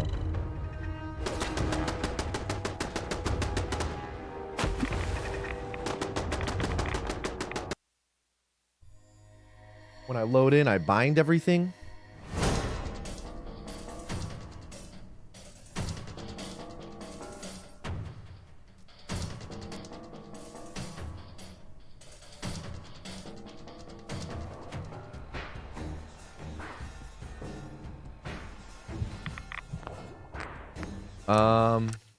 I gotta reload the autosave. Why am I stealing the Fat Man and loading the save there? Only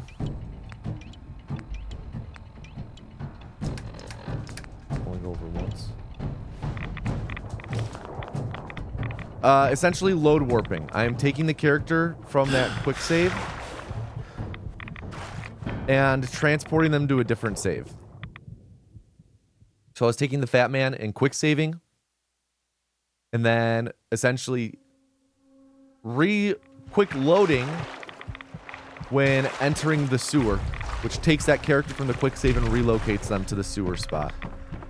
So essentially it's a quick way of fast traveling at a time when you're not able to fast travel normally, like how you're not able to during combat.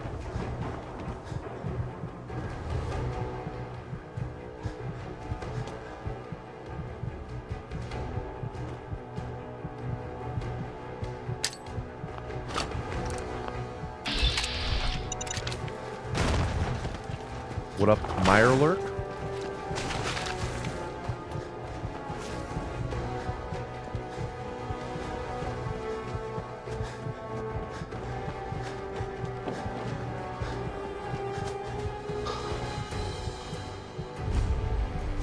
Oula, vous êtes avec une caravane ou avec les pillards?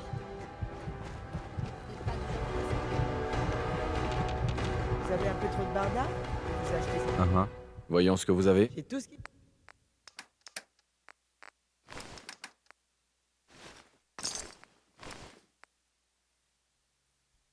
All right, this one.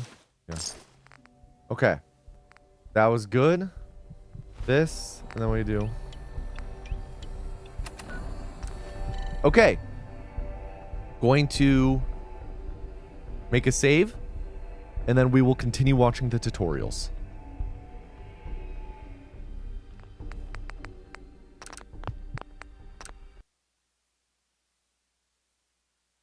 Okay, there we go.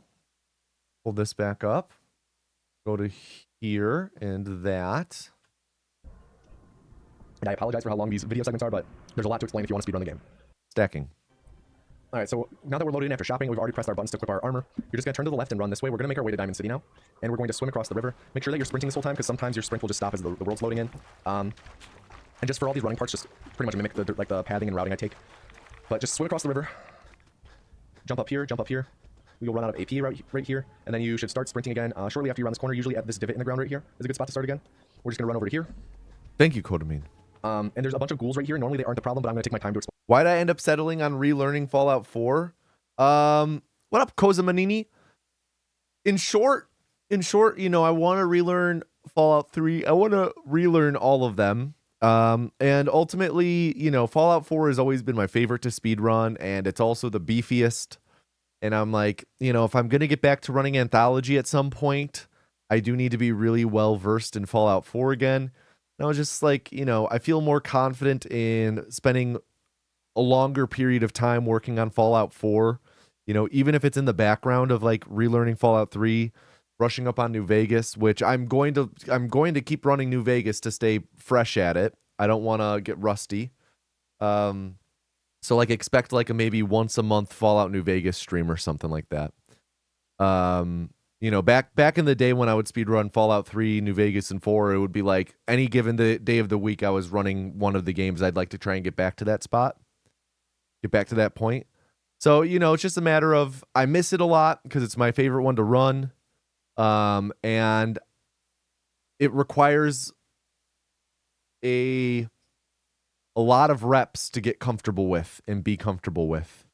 So just working on all that, you know. How to set up this, grabbing this cone to do a VLC clip. By the way, that's what clipping with cones is called, VLC clipping. So I'm going to use the command to kill them all once they load in, once they get in. Okay, that's all of them. So what you're going to do is pretty much sprint over the car to here. You're going to look straight down and just inch your way onto the cone until the reticle is on the orange. Like ideally about where it's at on the orange, if not maybe a little higher, like up to here. But like you want to be on the orange when you grab it. And then you're just going to run over to here. Avoid this car like the plague. This car we've named Herbie. If you're unfamiliar with the physics of Fallout 4, if you run into cars at certain angles, you will take damage if not die. And this car just has a very high tendency to do that because of its geometry. So steer clear to the left. Go to the jump into this corner where the green meets the brown, like the green bricks meet the brown bricks. You can jump into this corner, but it's better to do this one just because it's slightly smoother if you get it first try. So you're gonna just jump into this corner, hold S, and if holding, like it should clip you clean through like that. If it doesn't, then I recommend either holding S and A or S and D, either or. One of them should work, but you should clip straight through the wall. Sometimes you'll clip up into the room up there, and you'll kind of be trapped in there. If you have enough pipe pistols, you should be able to drop one and clip out. Do I think Amish women shave their nether regions? I don't know. I don't think about it. I go outside and I touch grass. This corner, but it's kind of like a lock. It's really hard to get out of that room at times. So just try to do the clip correctly and not get stuck up there. Maybe quick save beforehand. But once you Once you're through the wall, you're going to run dead west, like straight west. There is an invisible wall right here that ends at this. So like right here, I can't run through, but if I'm just a little to the left, I can run through because I'm not on the... You can run through right here, but not right here. So just run through here straight west. Stop sprinting. Like normally you'll be very low on AP. Stop sprinting around here. So when you enter, you will get full AP. And then when you load in, you are going to sprint down here, and you're going to talk to Clements, so he says his line. Otherwise, he'll mess us up later. So just like this. So he says his line, then walk to the left. Then, like... Talk to Clements. What are those 4 big books on the bookshelf behind? The 4 in that middle shelf right there, like kind of what my fingers are on right now. Those guys? It's actually 5 books. It's Game of Thrones, Clash of Kings, Song of Storms, Storm of Swords, sorry. It's A Song of Ice and Fire, the Game of Thrones books. Clements, so he says his line.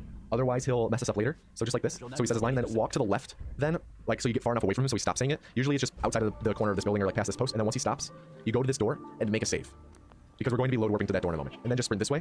One mechanic of the game is that you can sprint and prime a frag mine or grenade to throw if you have your weapon out. And we still have our security baton technically out. So what we're going to do is start holding the button to throw our frag mine.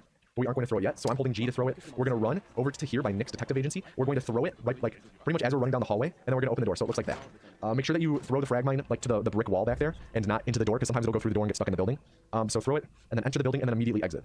What this does is pretty much, it makes it so that we don't have to go and rescue Nick in Park Street Station in Vault 114. It messes with the triggers and pretty much makes it so that once we kill Kellogg before ever meeting Nick, he spawns back in his agency. But once we are back outside, we still have our punch warp set up from when we jumped. We made that jump over the river and made a save as soon as we threw our frag mine. So we still have that punch warp set up. So what we're going to do is actually just turn here, look to the frag mine, trigger our punch warp by just attacking it in bats, and then hold A and S. We aren't going to move our mouse. We're just going to hold A and S. So holding A and S. I remember and a lot. The screen is pitch black. Yep. And this means that we have now corrupted our game, which is good. This is what we want to do. We've in the now fuck entered zone. the hex zone. It used to be called the fuck zone, but we call it the hex zone now. Pretty much our game is corrupted. And that used to mean bad, like our game is kind of fucked now, but now it means good. I'm recording this on a different day from the last recording, when I recorded the intro and everything, so I need to launch my Pip-Boy app again because we're going to use it in a moment. But once our screen goes pitch black like this, we can't access our Pip-Boy. Like in the game, we can't really do anything. But we can make quick save. So we're going to make a quick save, and then load the save we made outside of the chapel, and we're going to load warp on this door. And this is... Load warping on a door like this is different than load warping on like the sewer, or later on we load warp to a cave. It's different because we can't just quick load during the fade to black. We actually have to quick load at a certain point in the door's opening animation. So with this door, pretty much watch the handle. Watch the handle and listen for audio cues. The handle's going to go down, and pretty much the moment we want to have the quick load trigger the moment that the handle goes horizontal like this again. So timing like that looks pretty good. If you do it correctly, like I just did, you'll load in on the other side of the door. Like here, this is what opening the door normally looks like. There is a fade to black. And you don't want to quick load during that fade to black because that's not how load warps work on doors. You want to perform the load warp so there is no fade to black. It should cut to black immediately. So if it cuts to black immediately and there's no fade to black and you still load in on the other side of the door, congratulations, that means you successfully performed the load warp. If you quick loaded too early, you'll be back in the hex zone, in which case just load the save again and perform the load warp again. If you performed the load warp too late, then you will be back. If you performed it too late, you will be inside of the building and you will have seen the fade to black. Now, if you aren't sure, a good way to tell is just press the button to equip all of your armor and your security baton again. So for me, that's 5, 6, 7, 9.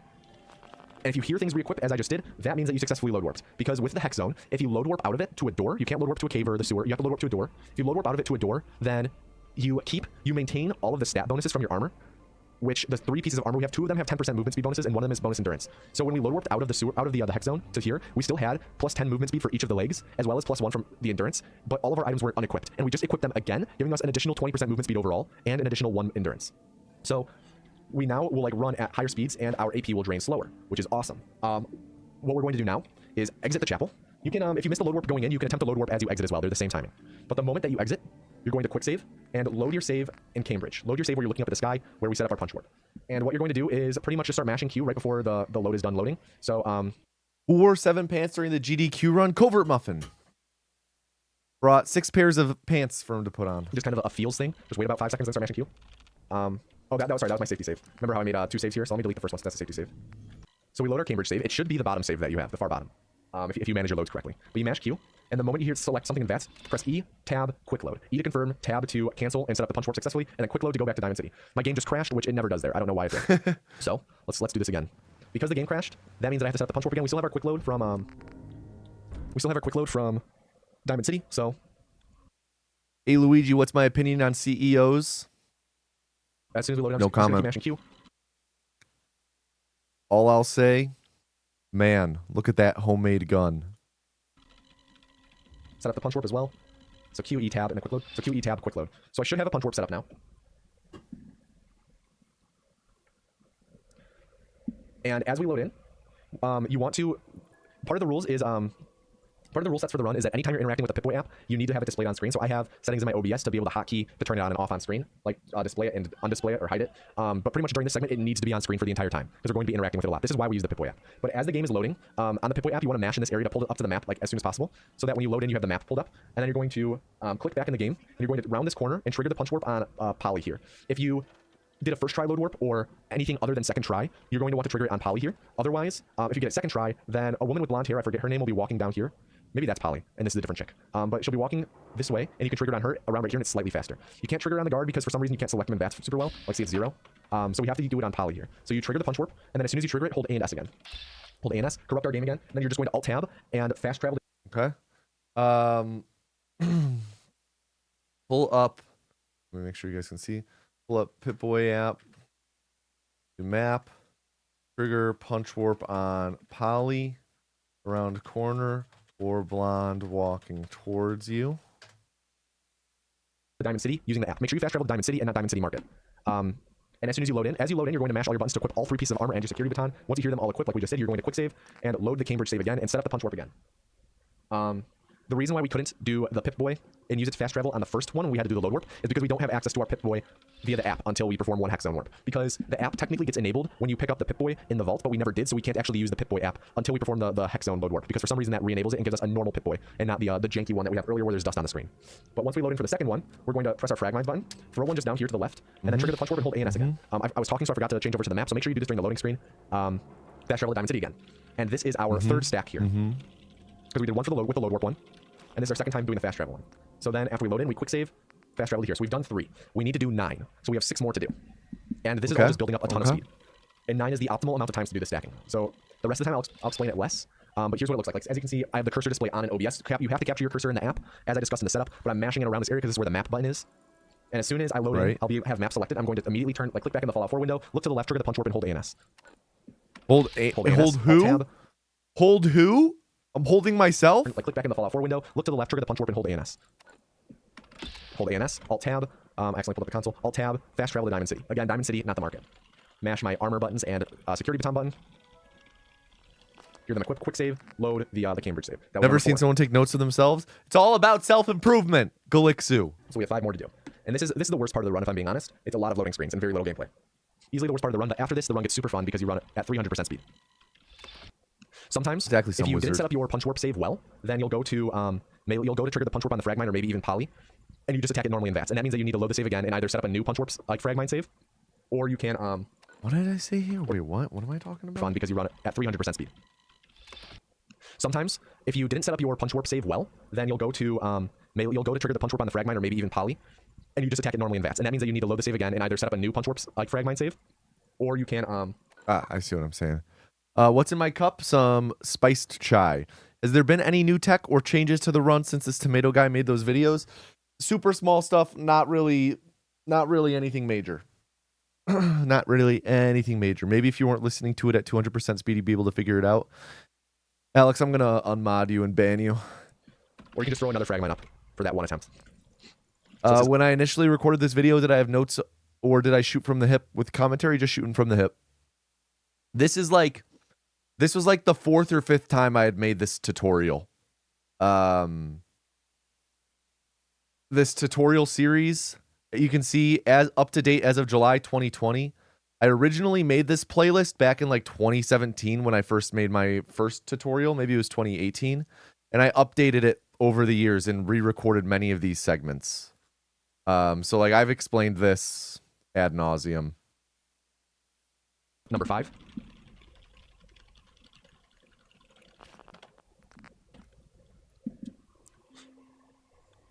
And then for splits, I have a split for every single stack, just so I don't lose track of what number stack I'm on. Because it's very easy to lose track. So we're doing number 6 now. It's how you got to do it, the blue boo.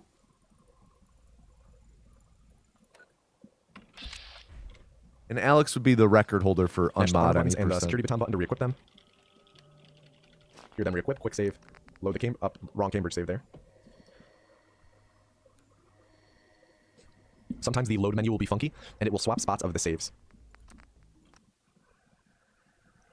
Pretty much look at the image of the save, like the preview image, and that's the save that you're loading.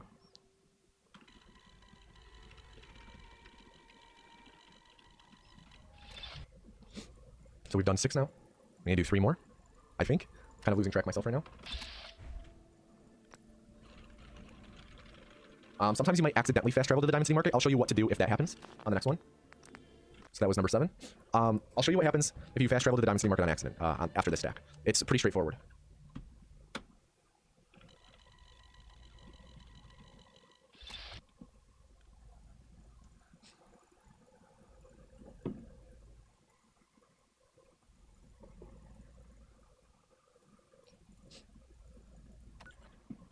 So say I accidentally click Diamond City Market and fast travel to it without realizing. Same thing, you're just going to equip everything in quick save. And luckily, there's that whole confrontation going on since our first time in Diamond City. And when we load, after we set up the punch warp, when we quick load, there will be 2 Diamond City guards running past us. And you should be able to quickly trigger the punch warp on one of them. This only really works for like the one time though. You get like the one mistake at Diamond City, fast traveling to Diamond City Market on accident. If you do it again, you can just go and trigger it on someone else. But we get a little get out of jail free card with the guards, as I'll show in a second. Just like that. Oops. There we go. So I think that was 9.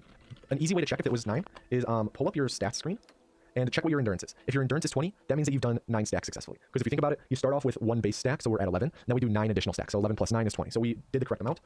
Once you do the last stack, you're going to equip everything. Also equip your frag mines. Look down, pick up the frag mine, and exit Diamond City. Okay.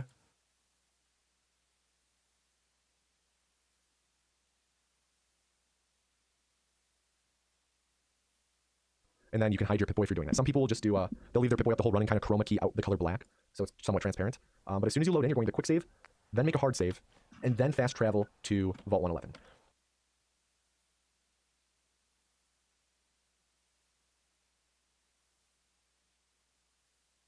All right, and here's where we're going to run north of Vault 111. We will run up to that one specific tree, set up the punch warp on it, quick load to come back to Diamond City, run into the back of the bus, trigger the punch warp, land on the roof of the Museum of Freedom, do the Museum of Freedom, loot Sturges, Sturges, quick save, load warp out, I think fast travel back to Diamond City, wherever we load warp, I can't recall. And then we do the glowing, thing. Is the hat the only green garment you own? Hello? Hello?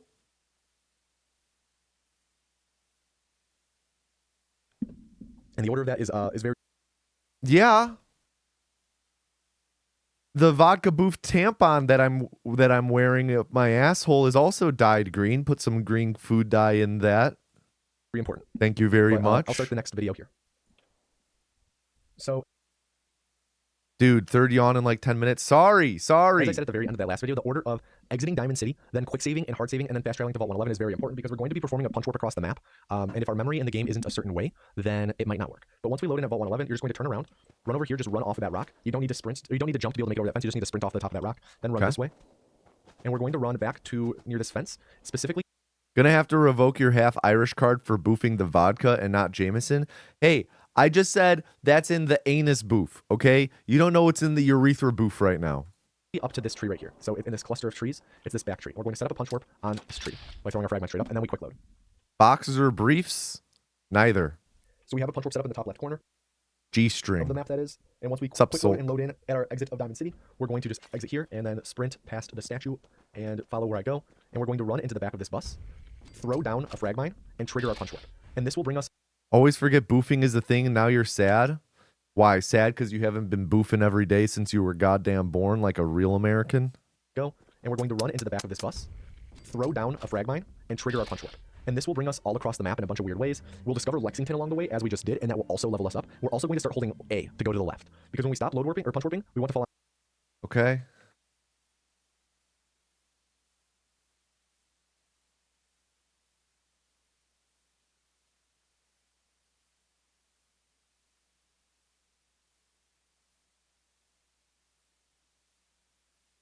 onto the roof of this building right here. And as soon as we fall, you're going to run to this pipe right here and set up a hard save for later. And then you're going to equip your pistol and enter the Museum of Freedom.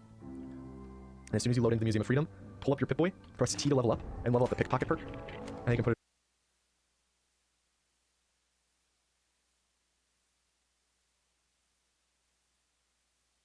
away, jump across, kill that person real quick, kill this person, drop down, kill this person, go up, kill the 2 people in here, reload if you have to, kill this guy, he's from the top, kill this guy.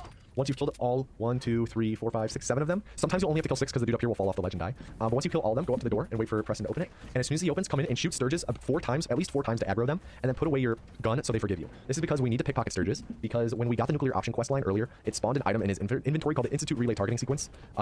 It's just part of that quest, and we need to pickpocket it off of him, and we can't pickpocket him until we finish the dialogue, but shooting them breaks the dialogue, so we don't have to finish it. Like, breaks off the dialogue, so we don't have to finish it, we can pickpocket right away. So, shoot him, put away the gun so they forgive us, quick save in case he catches us, and then steal the Institute Relay Targeting Sequence. They just caught us there, so we just quick load. Try it again. We're all good. Press tab to exit, stand up, quick save, and then load the Fens save that we just made, the save that we made outside of Diamond City. Also, while this is happening, you can pull up your Pip-Boy, because we can interact with it in a moment to save some seconds later on. And then mash to pull up the map part. And during the load warp, it will load in after like the quick save load starts, which will be in a moment. So there we go. And then prepare it so that Lexington is like just southeast of where your character, it says your characters. Prepare it so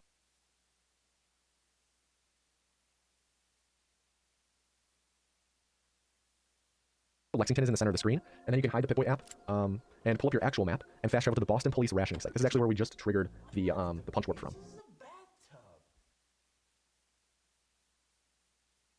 Yo, Cast Over, thank you for the 3-month resub. Thank you. I appreciate that. Is there a lot of RNG in this run? That's a loaded question.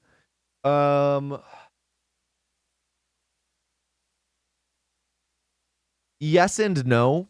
For RNG itself, yes, there is a bit of RNG, but it's not major. For luck, because there's a difference between RNG and luck. And this is like a pretty common misconception and a bit like push-ups glasses of me. RNG is shit like whether or not stuff spawns in someone's inventory, right? And that is a factor in the run. There is stuff like that, or the idea of the RNG of getting caught when you're trying to pickpocket. It's present. It's not huge. It's present, and like, you know, it'll make it easier to PB, of course, because sometimes you can lose a fair bit of time to RNG. But there's a lot of stuff in this run that I would consider just luck. You know, stuff like what enemies decide to do at times, how the game reacts to certain actions in terms of like avoiding soft locks.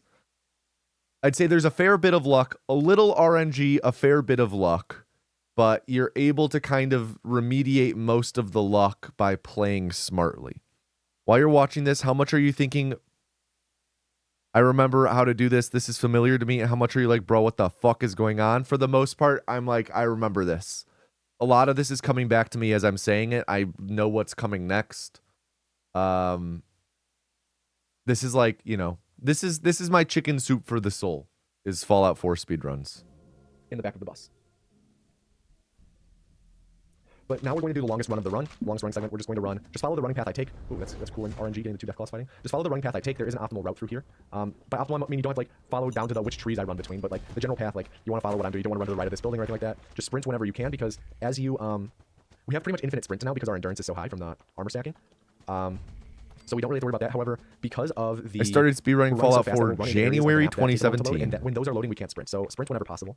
Also, right now we still have our pistol equipped from shooting Sturges. So press your security baton button when you get a chance. So I'm going to do that right now. So as you can just hear...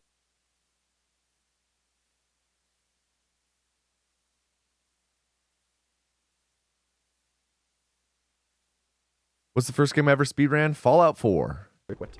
Started in January 2017.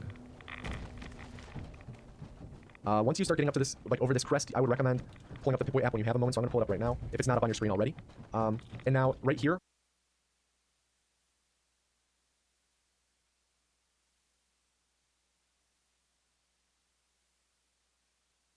Yo, Gilmore, the best. Good question. Good question. I started speedrunning Fallout 4, I think it was January 2017. There's two ways you can go. So the first is if you have a biometric Yeah, scanner. if you don't have the biometric scanner, you run to the right You're here. just going to run straight like this. So normally, like right now, we have a scanner, so we would do this. And then you jump up this ledge right, or like these rocks right here. And that's our end goal is right there. There's a sleeping death claw there. Our goal is right there. If you don't have a scanner, you're going to grab the backup scanner, which as soon as you get up onto this rock, you turn to the right and climb up some more rocks. I don't know, I'm stuck. There we go. You climb up some more rocks. Just mash space, and you'll come to the dilapidated factory. And there's a decrepit factory. And there's a biometric scanner right here. So pick that up, and then just run this direction. We did not know about that scanner for a very long time. When I started speedrunning this game, if you didn't get the scanner from the shop, then you would have to farm them later on in Virgil's cave.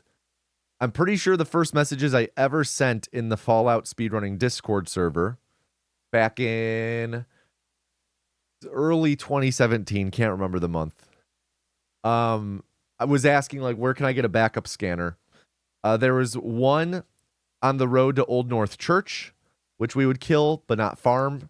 And then there are two in Virgil's cave. And then I ended up finding that decrepit factory biometric scanner, which is just like an 8-second detour, and it always spawns. At least it used to be an 8-second detour. I think it's a little less now, but I think it's about like 6 to 8 seconds.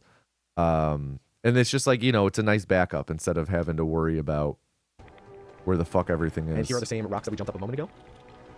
And we run straight back here past the sleeping death claw. Having to worry this about cave, farming. And to make a save in front of it so we can load work to it later. And then Alt-Tab and fast travel to Lexington using the app. Wait, what happened in January 2017? January 2017, I think that was when I started speedrunning Fallout 4. Make save outside Verge Cave.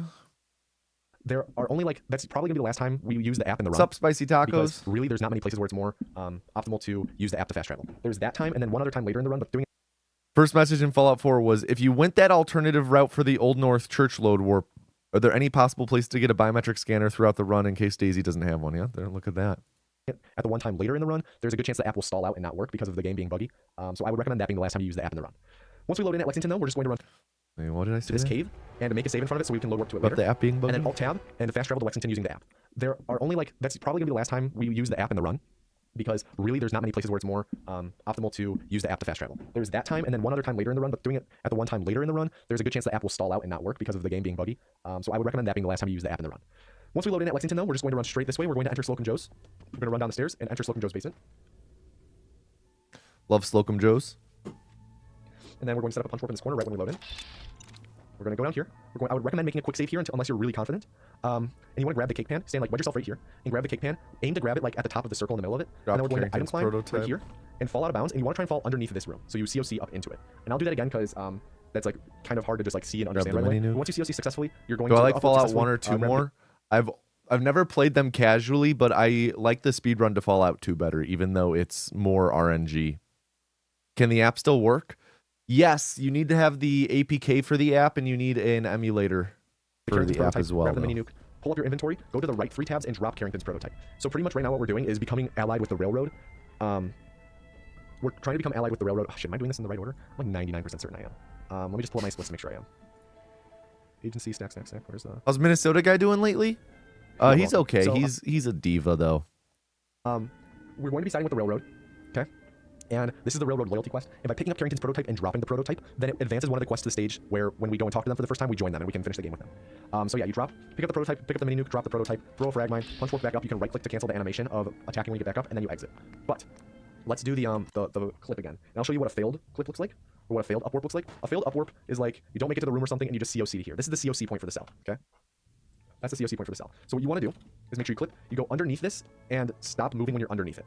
It's very easy to get underneath it, but you have to be sure to stop moving when you're underneath it because it's even easier to go underneath it and then continue moving to the point where you come out on the other side and you don't COC properly. So make sure that you go underneath and stop. So the timing on it isn't too difficult, but it is something to get used to. So once you're up in here, take the prototype, take the mini nuke, pull up your inventory, drop the prototype, throw the frag mine. I don't have the punch warp set up. Let's just say I did have the punch warp set up.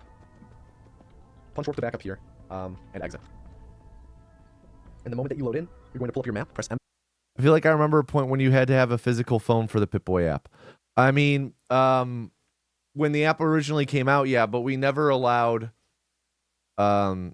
as a speedrunning community, you always had to use an emulator.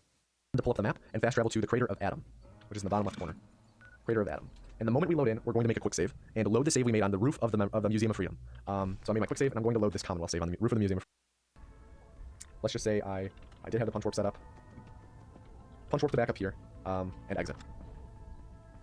And the moment that you load in, you're going to pull up your map, press M to pull up the map, and fast travel to the crater of Adam, which is in the bottom left corner.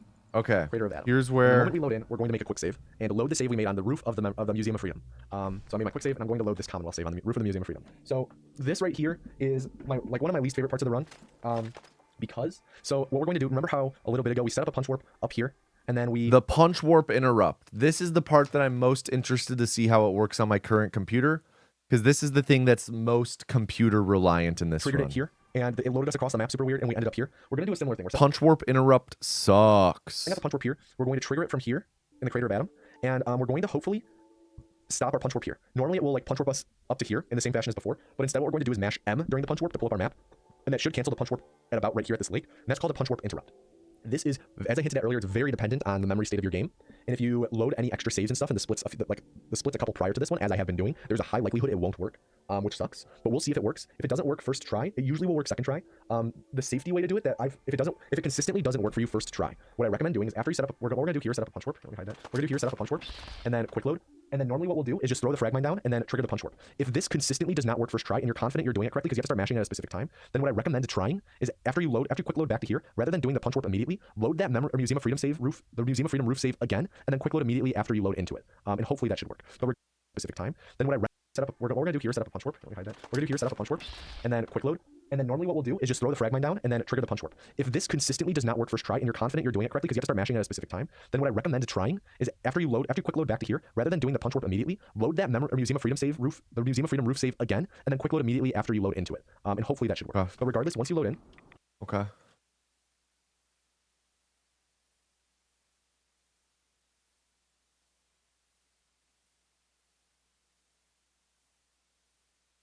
No, I was focusing.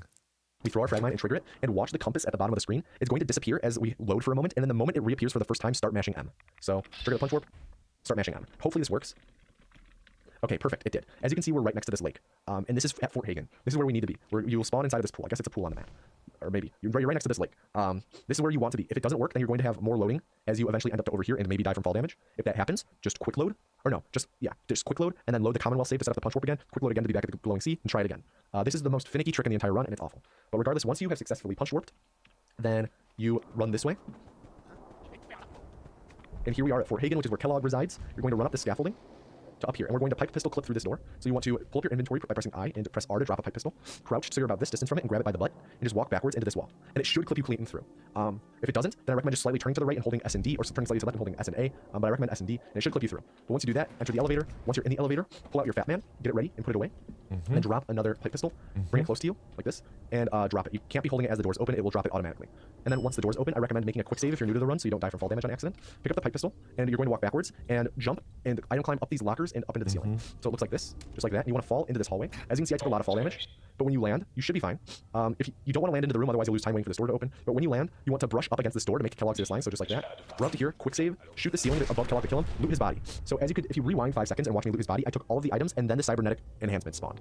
So that will happen sometimes. You have to be sure to pick up the cybernetic brain augmenter. You have to pick it up to progress the run. So make sure that you pick it up when you loot his body. If you had done, like if it had happened, as it just happened with me, and I just looted everything and started moving immediately, I would have missed the cybernetic brain augmenter because it takes a moment to spawn on his body.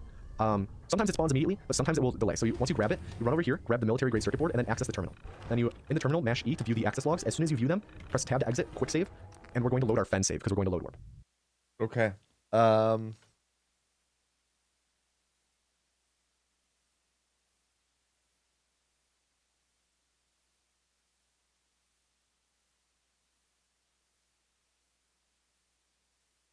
The sniffings are adding an interesting element to the sped up talking. I know, it's like, it's a cadence. There's a cadence to the sniffs.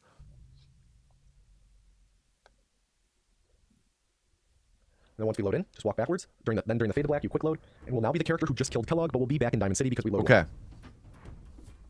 Okay.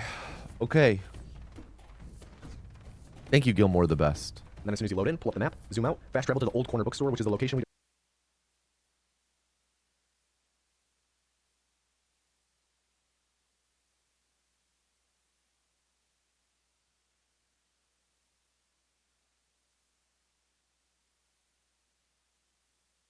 discovered when we ran across course the left it side is, of the, Alex. ran along the left side of the tanker when we were going to shop. That's Of where we will course stop this it's video as soon as we load in. still on.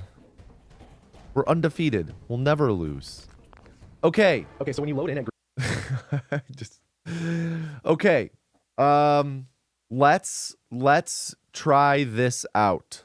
Let's try this out. We're gonna do this from.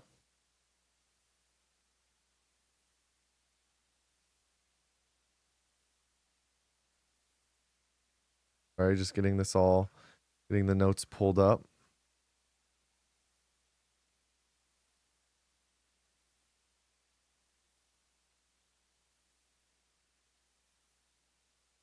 Notes pulled up. Let's get the music going again.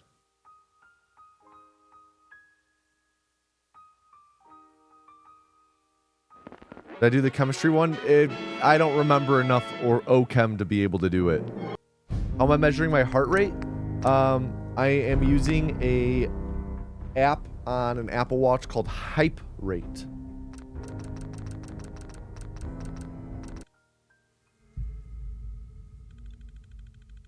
Oh, there's a stealth boy. All right.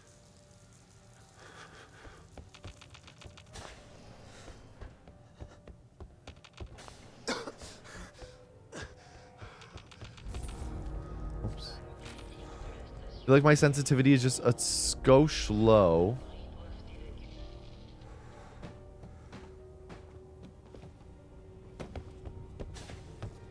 So maybe I'm just unused to Fallout 4.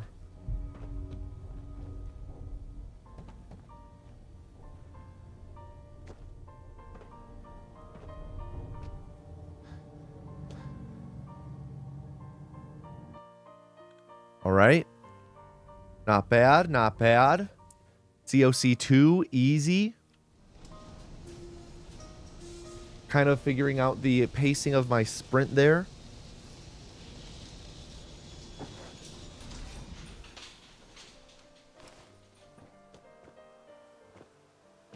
I also need to pull up the Pip-Boy app real quick.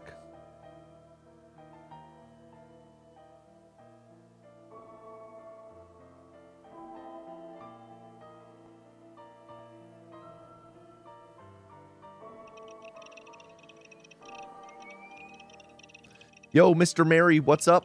What's up? What's up?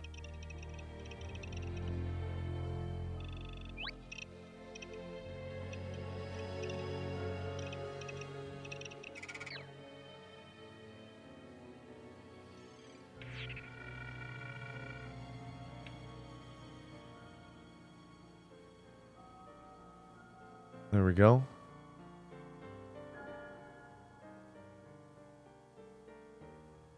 Oh.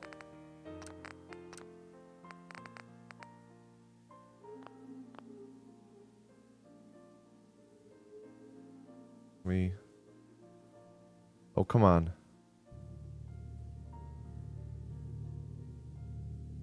Oh, restart the game. Okay. Gotta restart the game.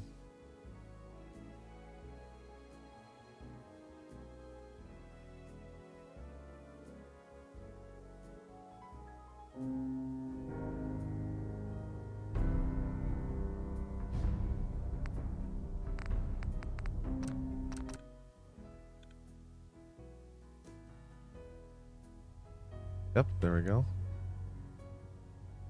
Oops.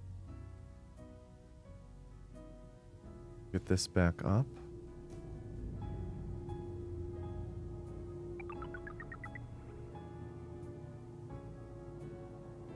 Okay. Okay.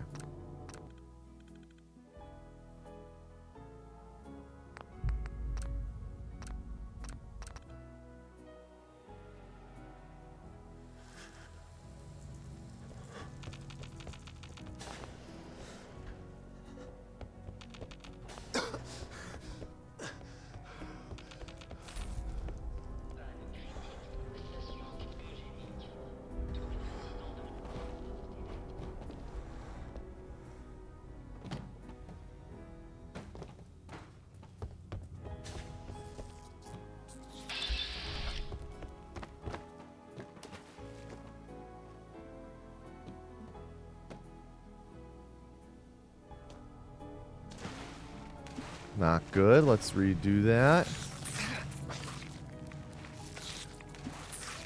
Excuse me. What's up, Rampage Mafia? Not much, just relearning.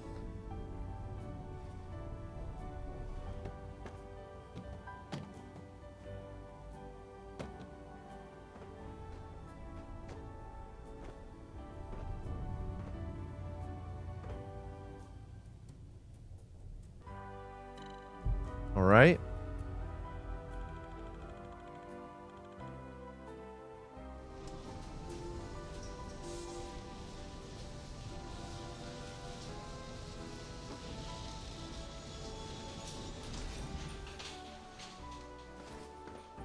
Man, the thing that I missed most about Fallout 4 compared to Fallout New Vegas is the fact that I can alt-tab from the game and the game won't just fucking freeze.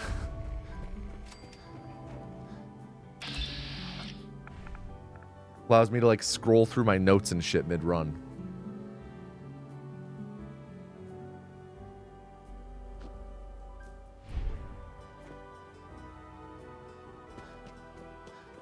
Oh, you know what? I need to let it regen fully, I think.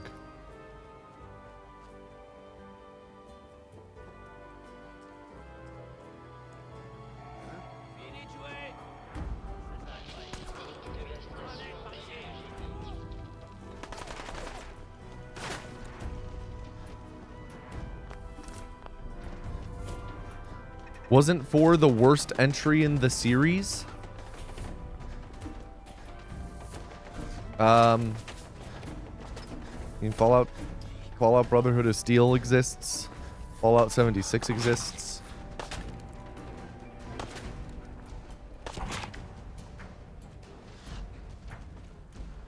Fallout Tactics exists.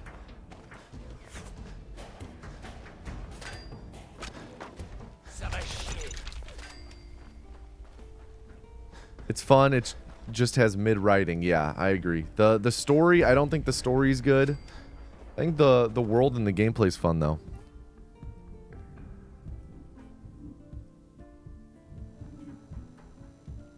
Pas si vite. Oh, faites pas comme si j'étais pas là. J'ai tout ce qu'il faut pour blesser. Voyons ce que vous avez là. Votre vie est ennuyeuse. I think we need at least 7. Yep.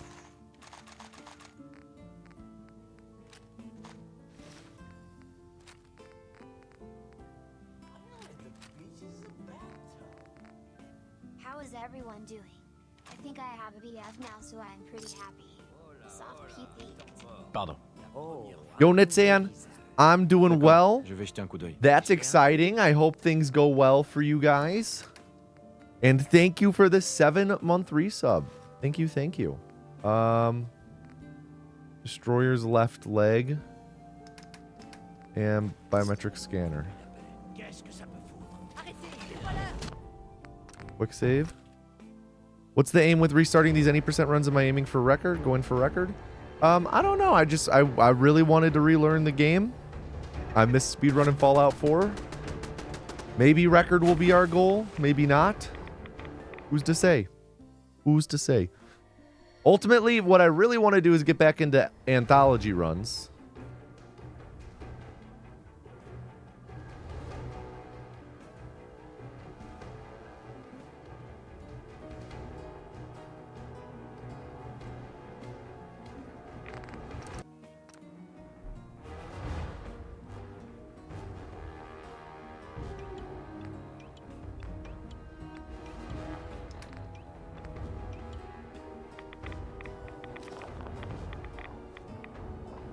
How long do they take anthology runs? Is that what you're asking about? Anthology runs are about like an hour and a half long. In game time. Do I run Brotherhood? No, I've never ran Brotherhood of Steel. I do own Brotherhood of Steel for the PS2, but I've never played it. Which games are excluded? The Fallout Anthology main series speedrun, which is the one I predominantly have ran, is Fallout 1, 2, 3, New Vegas, and 4. So the main numbered entries plus New Vegas. I tried to go for it. Now I must pay the piper.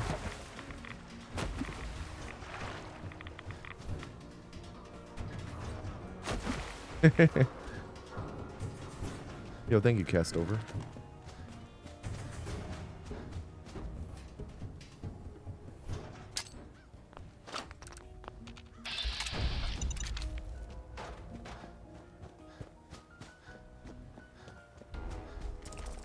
Am I gonna be at SGDQ? First off, what up? Not super whitey. I know I'm guessing witty, but whitey maybe. Thank you. Glad to see you. Welcome. Vous êtes avec une caravane ou avec les... And I don't think I'm able to make it SGDQ this year, unfortunately. We've got lots of weddings to go to, and lots of travel we're J'ai doing. quelques minutes pour jeter un œil.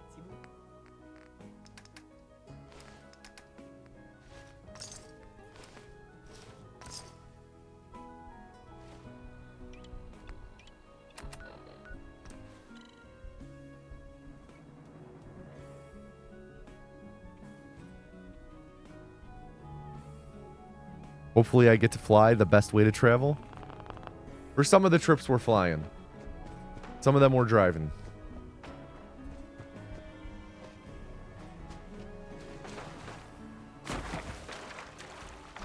Run. Sorry, swim.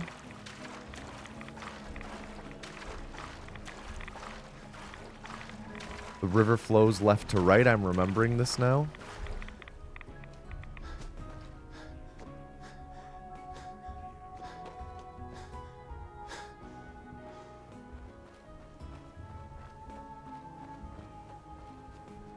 Start sprinting again at this divot.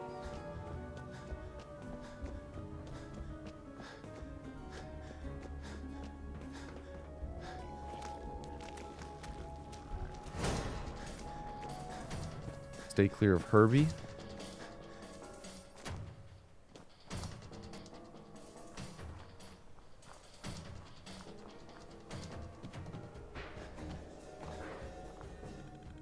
All right. Now here, I run and I talk to Clements. I walk left to cancel out of his dialogue. Mon père. Journal nous organise. I make the save. Then I run to Nyx. Prime the frag mine. Des fois, on ne peut que se demander s'il y a des gens. Il doit bien avoir des ennemis. Throw it and interact. I kind of threw it near the door, which is not great. As soon as I enter, I turn around and exit. Then I'm going to trigger the punch warp and hold A and S. Okay. Quick save. And now we load warp this door. First door warp in years. Does the Midwest still sell Superman ice cream? Oh yeah. Oh yeah, it still sells Superman ice cream. It's my favorite type of ice cream, actually. Too soon. Try again.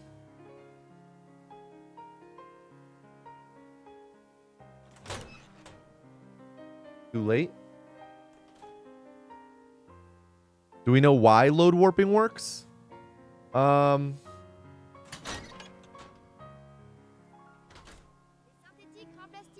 a like technical level, N'est-ce pas? we kind of have an idea, you know, what's Superman ice cream? It's a Midwest classic. I think it's actually based out of oh, we got it. Okay, hold on a second. Superman ice cream, I think it's predominantly a Michigan thing, but it's really everywhere in the Midwest. It is Blue Moon ice cream with cherry swirls and what's the yellow swirl? Would locking FPS help for load warps? You're not allowed to lower your FPS any farther for any glitches other than cover slides. You're in. Yes, you're in. All right, so we got our load warp. Blue Moon ice cream? Yes, not like the beer. Blue Moon's kind of like a vanilla ice cream. Google Superman ice cream. You'll find it.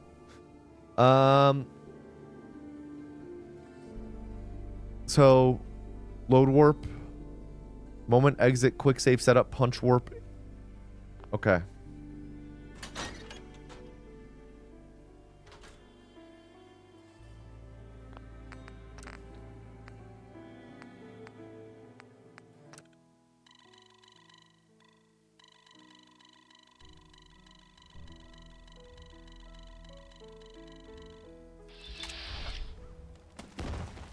So I do that. I quick load. Going to trigger the punch warp on Polly.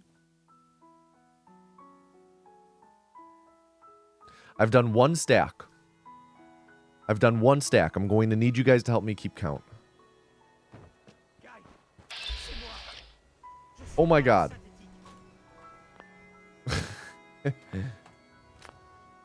Let's do that again. Done 1 stack.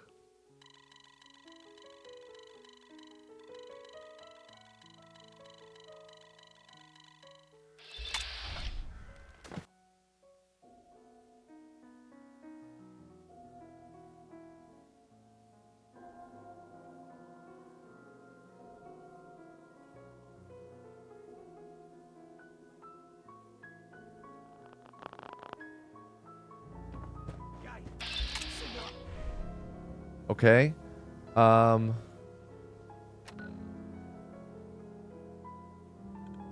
2.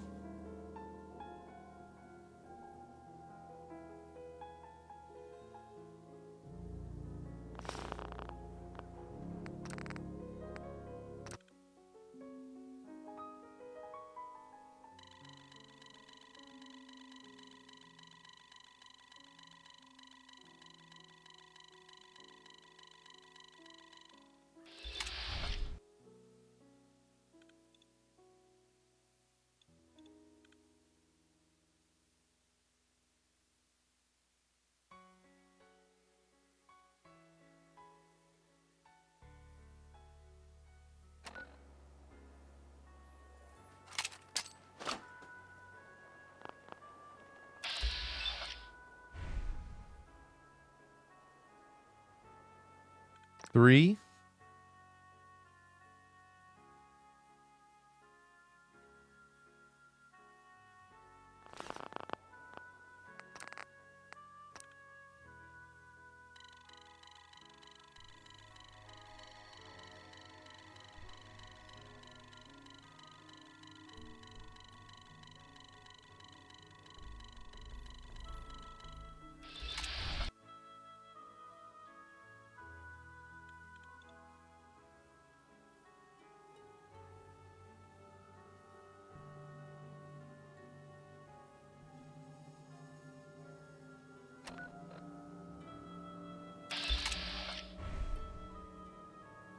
Four.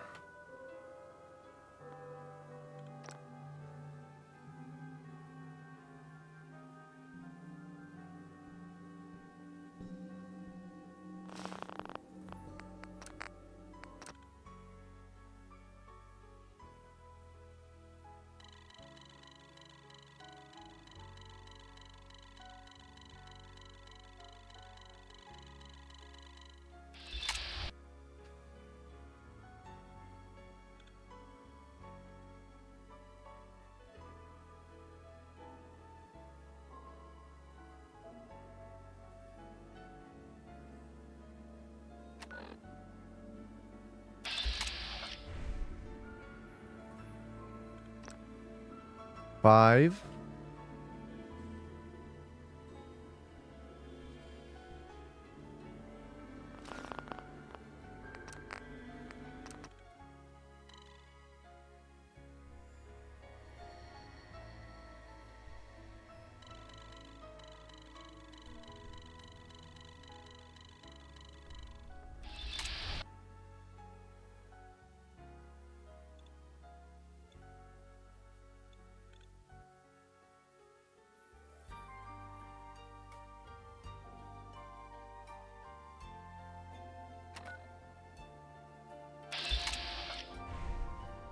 Six.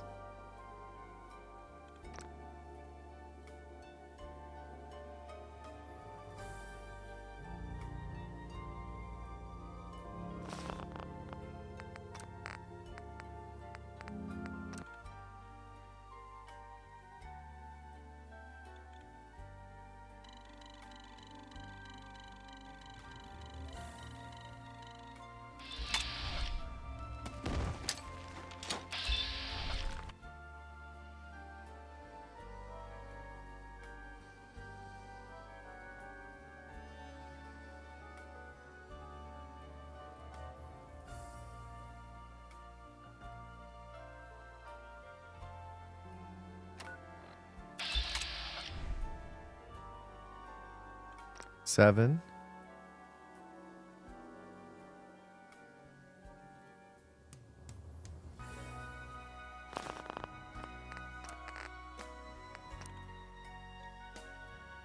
Papa Paul bless.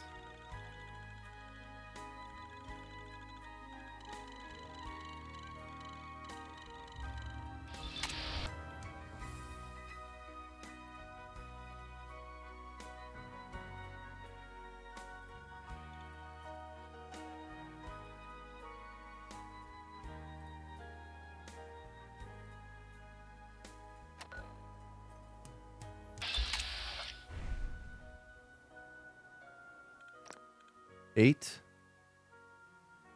Popping on my Paul till I bless. Hell yeah. Wonder when we'll get another Fallout game. At least from Bethesda. You know, not assuming someone else makes a you know, a spin-off. Like there's been a little bit of talks about it. So assuming it's Bethesda, I wouldn't expect one until like 2030. Like at the earliest. At the earliest.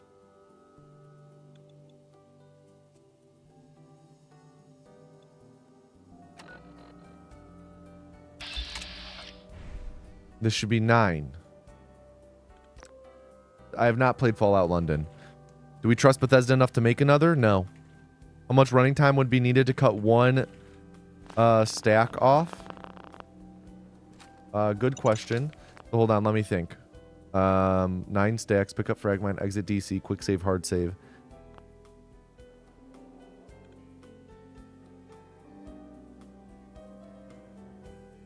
I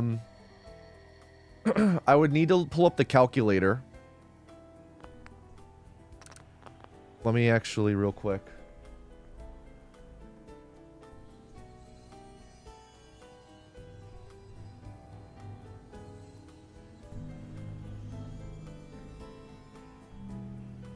What's up, ho ho ho? If you wanted to dick around with that calculator, go ahead.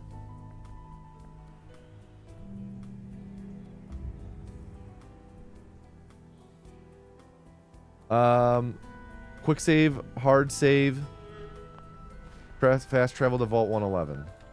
Not Sanctuary, god damn it. I hope that doesn't throw shit off.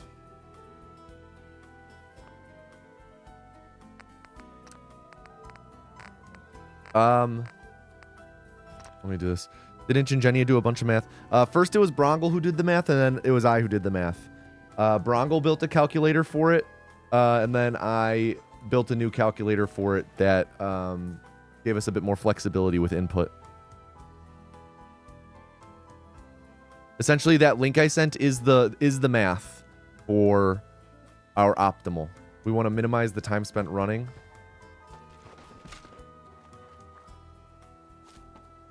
Okay. First, I need to look at just make sure. Yeah. Okay.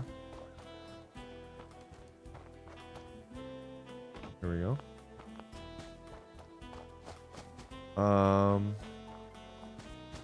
We're running to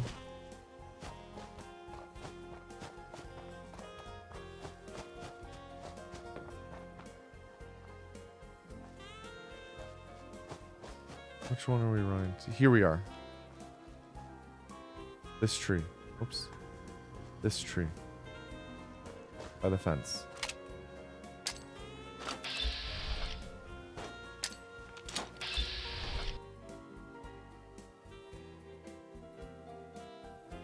And now I go to the back of the bus.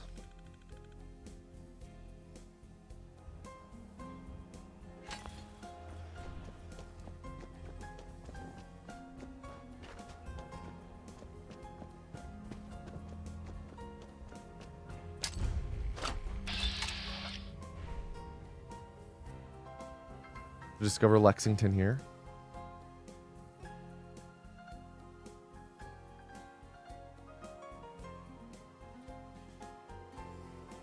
Unless I fucked up. Yeah, there we go.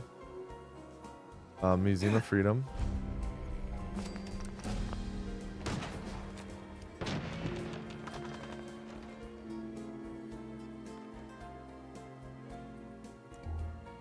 Quoi?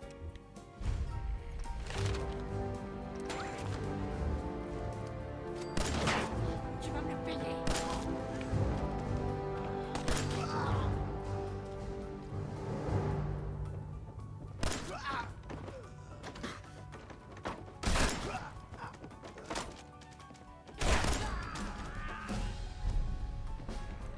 There's a quantum in there. The guy's stuck in the wall. It figures this happens while we're doing the practice. This is something that happens, I feel like, to me a lot. He died somehow. Je ne sais pas qui vous êtes, mais vous tombez. J'ouvre le feu.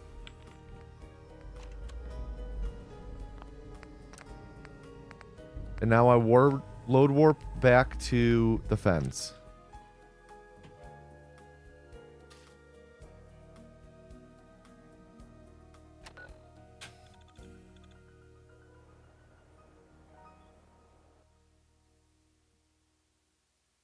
I set this back up on Lexington. You miss Doc Mitchell? You take that fucking back. Take those words and eat them. Set this up on Lexington. Just like so. How good of a PC do you need to run this game? I mean, I ran this game for a long time and held the record on it for a long time using like a gaming laptop that I bought in 2014. So you don't, you just need a game that can like, oh shit, look at that luck. We got the Death Claws fighting, just like in the tutorial. You don't need like an top of the line PC. You just need something that can play the game at 60 FPS relatively consistently.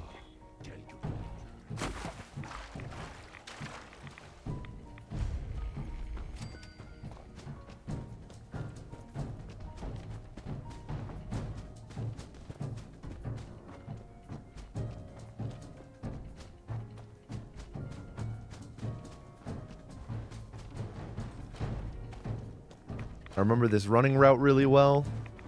Honestly, remember it like the back of my hand.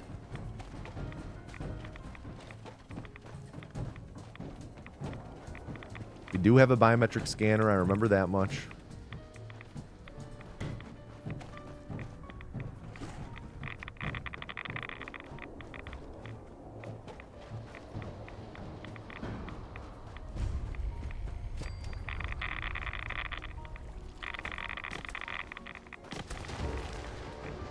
Got stuck there. Okay, interesting.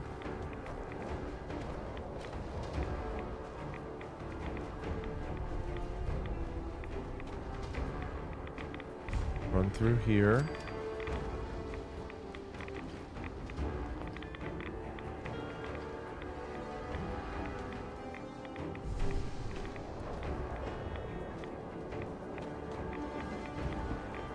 Oops, excuse me. There we go.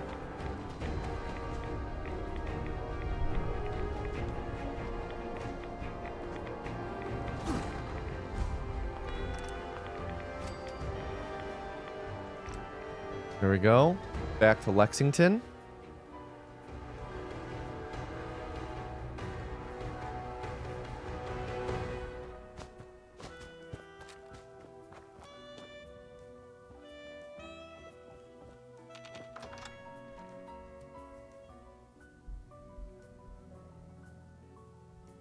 All sleeping partners Fallout 4 run win? Oh god.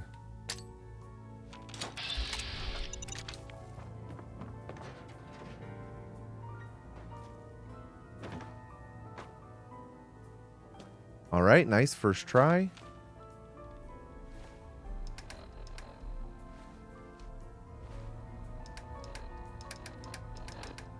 Didn't I? Oh, Parfait. I picked up the stealth boy. Whoops.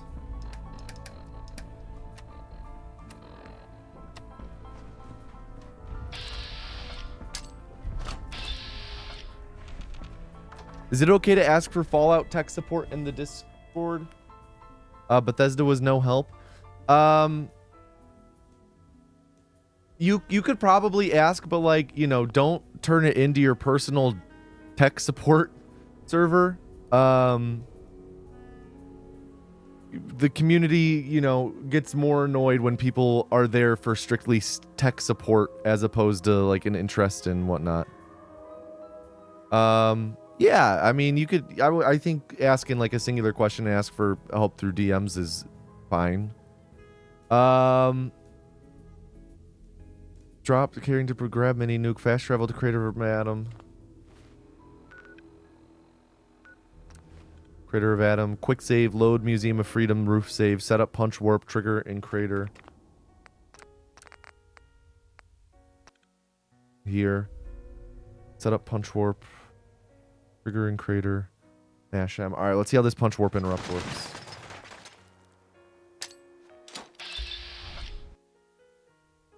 Okay, punch warp interrupt. Okay. Show me what it's gonna be like. Show me what relationship we're going to have with the game.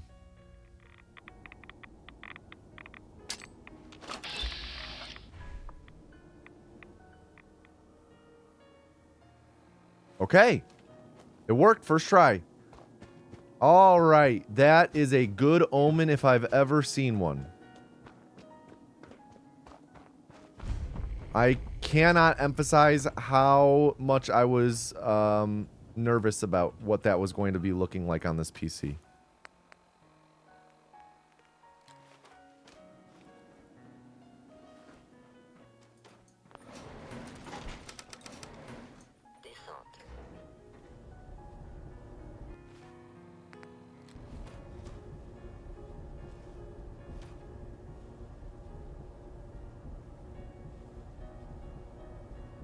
What up, Robo Twilight?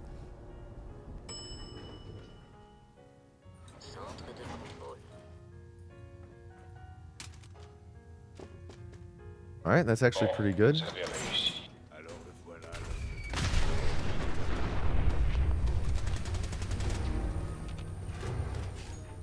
Okay, wait. That was the... Let me redo this part. I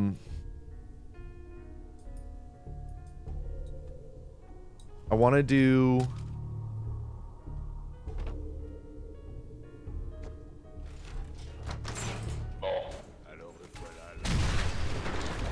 Okay, yeah, I just have to hold R right away.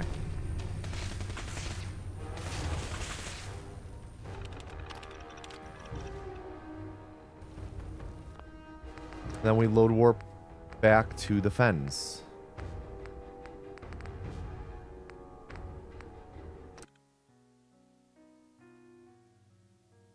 And then fast travel to Old Corner Bookstore.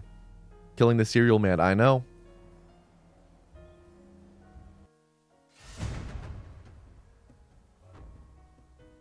That's what he gets for joining after they add the milk.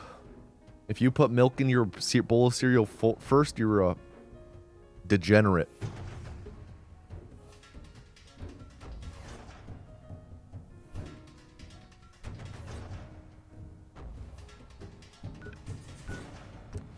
Old Corner Bookstore. Okay.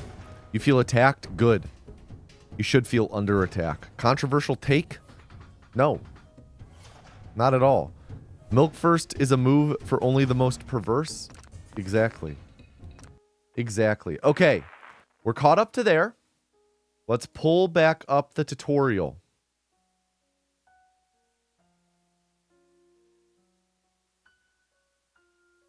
Green tech, you're loading at Old Corner Bookstore, sorry. You want to make a mental note of how many frag mines you have. Right now we have 6. It popped up on my screen when we loaded in, maybe it will on yours. But if you can't remember, a good way to check is to, when you're loading in still, pull up the inventory in the Pip-Boy app. Make sure you show it on screen if you check, just so that we know that you interacted with the app. And you can look at the frag mines here. So what you want to do is we're going to do a punch warp that saves a very, very small amount. Like it's like a second. It saves like a second or 2 at most. But you can only do it if you have at least 7 frag mines remaining in the run.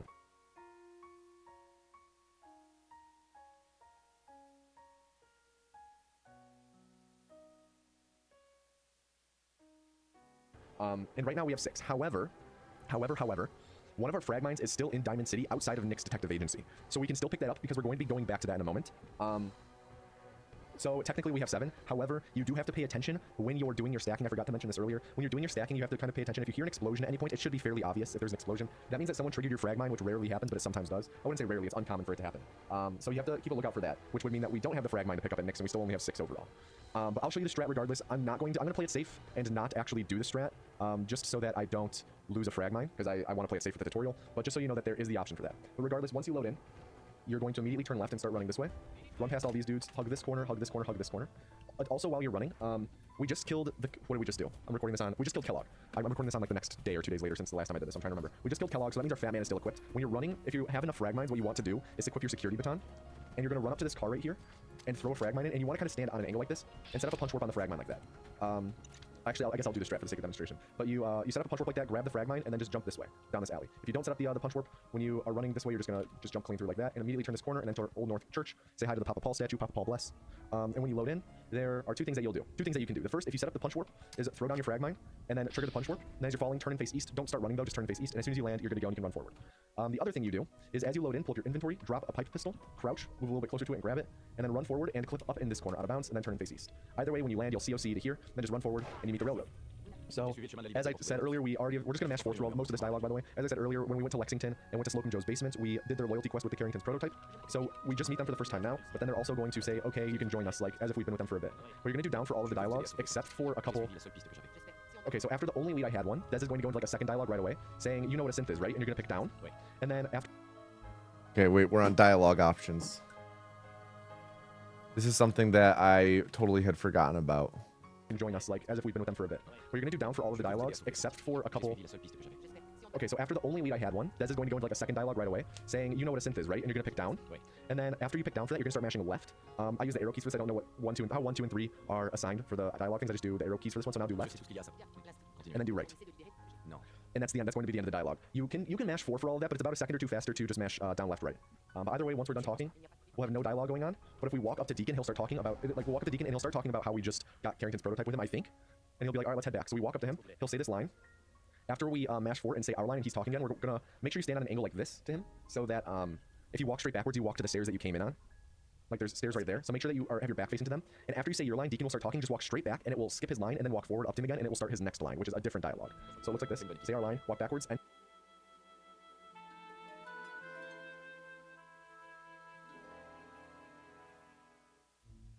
his line, walk forwards. Usually it will trigger it. If it doesn't, then just align yourself with him and Des and talk to him. And there we go, it starts the next thing.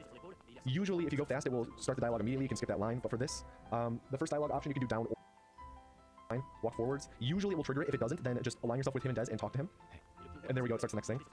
Usually if you go fast, it will start the dialogue immediately. You can skip that line, but for this, the first dialogue option you can do down or left. I usually do left because it's like consistently faster by like a fraction of a second, but it doesn't really matter.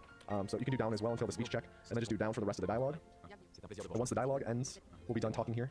And we run back here, but we are gonna, if we have it out, wait for this door to open. Then it doesn't really matter. So you can do down as well until the speech check, and then just do down for the rest of the dialogue. But once the dialogue ends, we'll be done talking here. And we run back here, but we are gonna, if we have it out, wait for this door to open. Then enter Railroad HQ. And as soon as we load in here, we need to fast travel to Lexington. Now we're going to fast travel back to the back to the Railroad HQ and then to Diamond City Market. And the reason for this is that when you join the railroad, Desdemona gives a really big speech. And doing this fast travel pattern of fast traveling far away, back to it, and then far away again, it skips that entire long dialogue where she introduces you. So we fast travel to Railroad HQ and now to Diamond City Market. And that will skip her dialogue. And now what we have to do is... Yeah, learning, drinking Spice Chad. Watching your own tutorial to learn something is Giga Chad. To be honest, relearning from your own video, Giga Chad. Yeah, it is. That's how it works. Talk to Nick. So once we load in, you just run this way, take a right at the detective sign. If you need the frag, it looks like my frag mine was exploded because it's no longer here. So I must have missed that earlier. This is why we have to pay attention, because if we didn't do the pipe pistol clip, if I hadn't loaded the quick save I made before the pipe pistol clip thing, and I kept going on with the frag mine thing, then I would lose time by not being able to pick up this frag mine. It's not the end of the world, but you need to have at least 5 frag mines exiting Nyx once we're done here. You need 5. So instill that number into your brain. You need 5 frag mines when you leave Nyx and as you go to the memory den, which is what we're doing next. So if it's still here, pick it up if you need it. Otherwise, you can leave it and ignore it. And once you load into Nyx, you're gonna come over here, try and get hidden, and steal the hot plate. Don't steal it if you're still detected, then don't grab it. Otherwise, just come over here and skip through all this. So yeah, you walk in, steal the hot plate if you can get hidden. Otherwise, just come over here and talk. Skip through all of these lines. Just press 4 for all of them.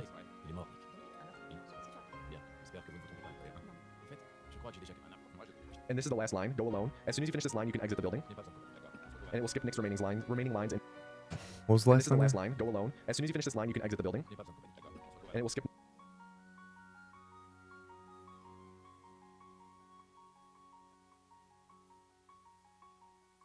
next remaining lines and still advance the quest. And then as soon as you load in, you can pull up the map and fast travel to Good Neighbor. And this begins the memory den sequence, which I will cut it off here. So once we Okay, load into that was an Good easy one. Memories. Am I attending GDQ this year? I will not be at SGDQ. Does not seem I'll be able to make it to SGDQ. Got too busy of a summer.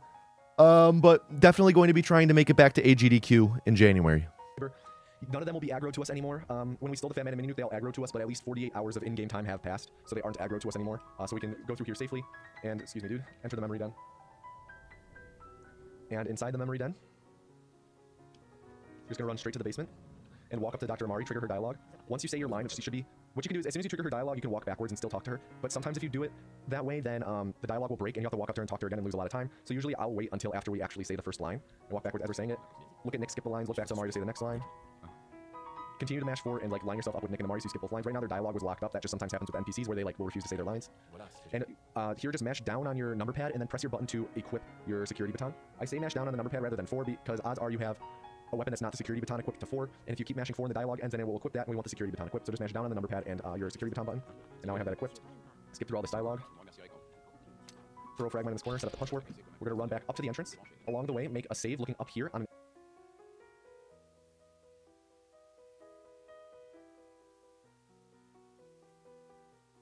angle like I am right now. Throw a fragment on the ground and exit. Self-teaching's going all right, Walter. We're getting there. And then re-enter.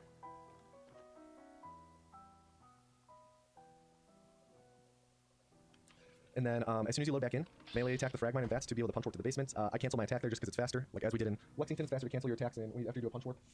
But walk up to Amari, talk to her. As she starts her dialogue, make sure you pick up the bone cutter right here and the surgical tray. Doesn't matter if you pick up the other stuff as well. But talk to her then. Again, make sure your security baton is equipped and keep mashing down. As soon as it's done, you're going to turn and sit in the chair. I'm making a save because I need to explain 2 different ways to do this.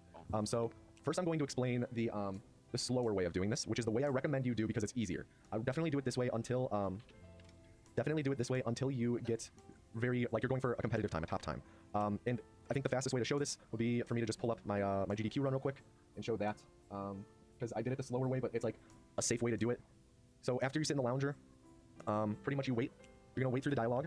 And once the dialogue ends, there will be a fade to white. And once you load in, you make a quick save. And load a save in Diamond City. Load the save you have outside of the door in Diamond City. So again, you sit down in the chair, you wait for all the dialogue to go through, you'll fade to white, and then you'll start fading from white and be inside of the memories. And once you're inside of the memories, you make a quick save and load a save that you have inside of Diamond City. If you have a save, an auto save near the entrance, then great. If not, actually it's probably better for me to, actually it doesn't matter, I'll show you the set up in a second. You're going to set up a punch warp over here. I'll show you exactly where this punch warp setup is in a moment. I messed it up there slightly, but it doesn't matter. I'll show you exactly where it is because either way it's set up, but then what you're going to do is run across town to this tool bench and interact with it. And as soon as you see this menu come up, this the gray menu, quick load, and that will load you into the memories with full control. Okay, normally when you that's load the into slow memories, you way. won't have control of your character. So again, just sit in the lounger, wait for all the dialogue to go through, load into the memories, quick save, load into Diamond City, set up the punch warp, and then run across to this bench, interact with it, and quick load once the inventory menu is up. So the fast way to do it is slightly more difficult. Sit in the chair, and as soon as you sit down, like once it sits down and this thing stops moving, make a quick save, and then load the save you have outside of the chapel door in Diamond City, right here. And then what you're going to do is enter the door without load warping, and then once you're inside, turn around and load warp the door.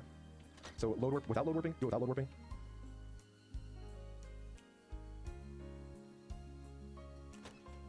And then with load warping. And when we load in on the other side of the door, one of 2 things will happen, okay? So one of 2 things will happen. We just got the good thing to happen, and we don't know what causes it, but as you can see, my compass is up down here, which means I have control. So sometimes what will happen is when you load in on the other side of this door, if you perform the load warp correctly, you won't have control of your character. You won't be able to move. And you just have to stand there until the screen fades to white.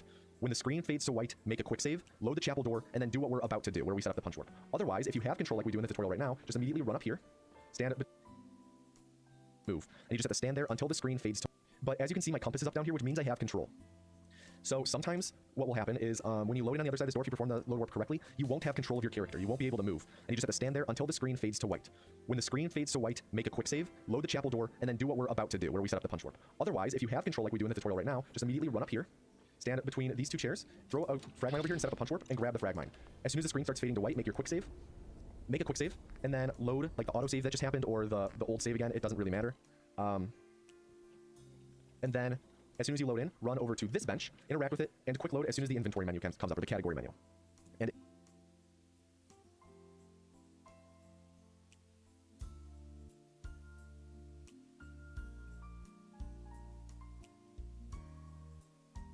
or the old save again, it doesn't really matter. How did people figure this out? A lot of testing and experimentation and research.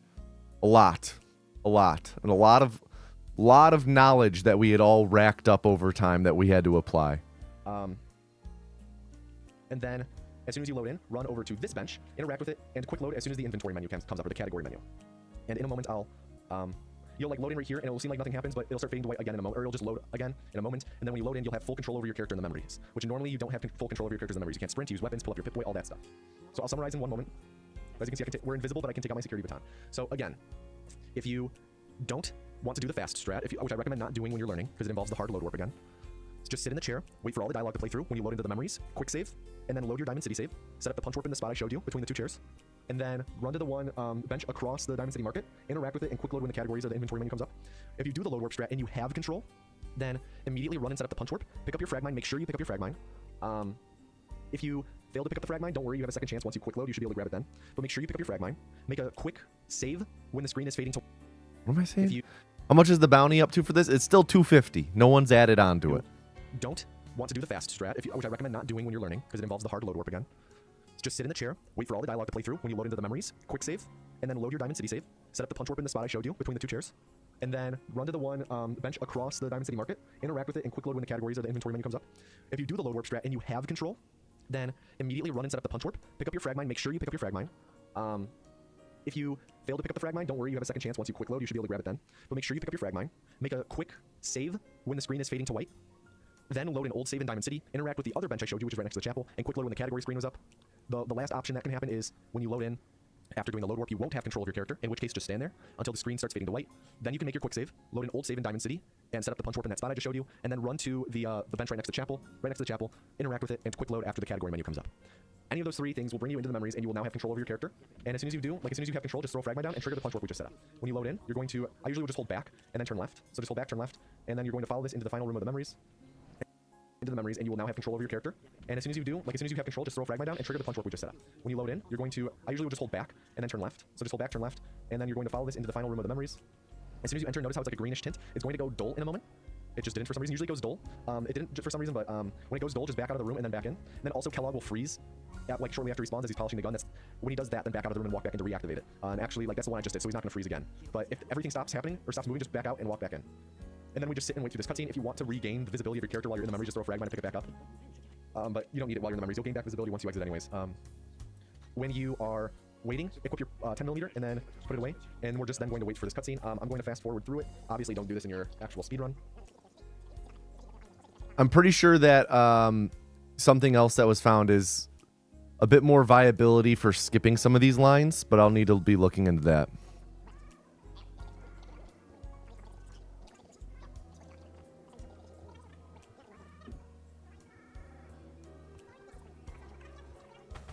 Once they teleport out and the screen goes dim again in here, position yourself in front of the TV and just press E to interact with it once you can.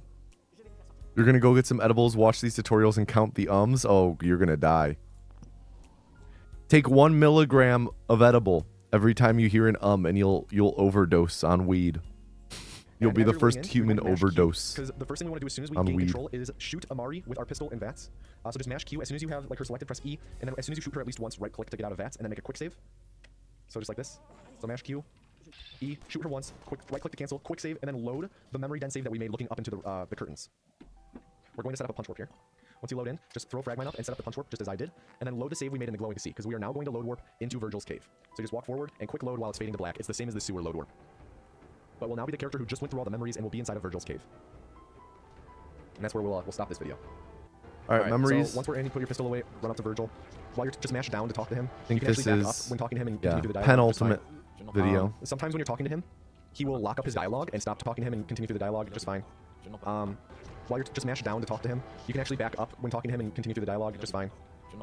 Sometimes when you're talking to him, he will lock up his dialogue and stop talking, and your reticle will appear, and it will appear as if the dialogue has just ended. And you need to restart it because he hasn't actually gone through all of his dialogue options. Don't press E on him to talk to him again. Just wait, and he'll pick up where he left off. It's like a 5 to 10 second time loss, but it's better than a 15 to 20 second time loss from starting the conversation over. So just mash through his dialogue. Equip your security baton if you get a chance, because we're going to, our pistol should still be equipped since we just shot Amari. So make sure your security baton is equipped because we're going to trigger a punch warp soon. Seen you made a video on Simpsons Hit and Run. Do I run that as well? No, I pretty much just run the Fallout games, but I work with people on their other game. So I worked with the Simpsons hit and run world record holder for that one. Ouais, un bon paquet.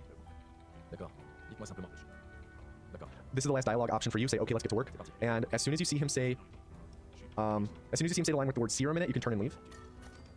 And as soon as you load in outside, we're going to pull up our map and fast travel to Green Tech Genetics, which, as you remember, this is the place that we upwarped to at the very beginning of the run when we did our punch warp. This is why we need the Green Tech Genetics location to be discovered and unlocked. We're going to run right up to the door and enter Green Tech Genetics. This is probably the longest loading screen in the run. But once we load in, we're going to throw down one of our frag mines and punch warp, and that will bring us up to an upper level of Green Tech Genetics, which is where we need to go. So throw it down, punch warp to it, and then run up these stairs. Stand in this corner, like by this filing cabinet or desk. Throw a frag mine out in front of you. Set up the punch warp on it. Open the elevator. Pick up your frag mine. Notice how we only have 3. This is the minimum amount that we can. Okay. Trigger. Punch warp in Green Tech. Set up other boxes. Pick up after elevator. Interact. Minimum. Min frag mines 3. Love your vids. Dishonored 2 vid. Helped you 100% it. Yo, super cool OnlyFig. Welcome to the stream. We are just relearning Fallout 4 any percent right now. Yeah, essentially that. As you enter this elevator.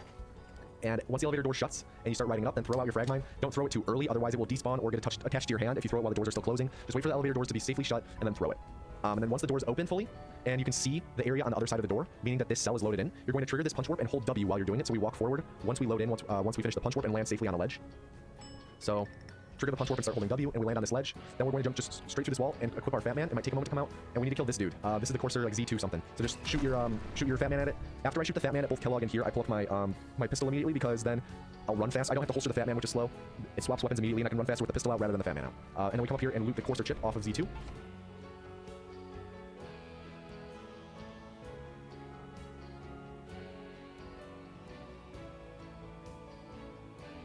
Make a quick save, and then we're going to load that memory and save again, where we set up the punch warp. We need to set up this punch warp one more time, and it's one of the last punch warp setups we do in the run. So we set it up, and then we load warp to the fence.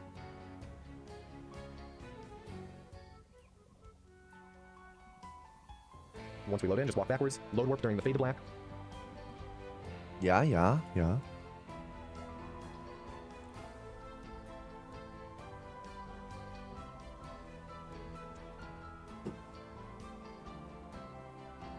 Then as soon as you load in again, pull up your map and fast travel to Railroad HQ. Okay. Because now we have the Corsair chip and we need to decode it before we can build the teleporter and go to the Institute.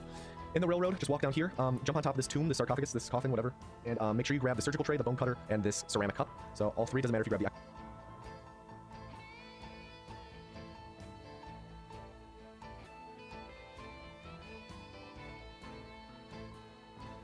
extra stuff, then turn, and then over here, make sure We you grab will these see, 3 coffee cups and an Joe K. ashtray, and then talk with... jump on top of this tomb, this sarcophagus, this coffin, whatever, and make sure you grab the surgical tray, the bone cutter, and this ceramic cup. So all 3, doesn't matter if you grab the extra stuff. Then turn, and then over here, make sure you grab these 3 coffee cups and the ashtray. And then talk with Des. Once you start the dialogue with her, walk over here, grab the TV dinner trays, both of them. Sorry, I have to sneeze. Okay, sorry about that. Skip through her lines. Ouais, c'était moi. J'avais besoin d'une petite de chasseur. Des, once you start the dialogue with her, walk over here, grab the TV dinner trays, both of them. Sorry, I have to sneeze. Okay, sorry about that. Skip through her lines. Ouais, c'était moi. J'avais besoin d'une petite de chasseur. After she says follow me now, walk over to this bed and sleep in it for an hour. And then turn around, and one thing in this game...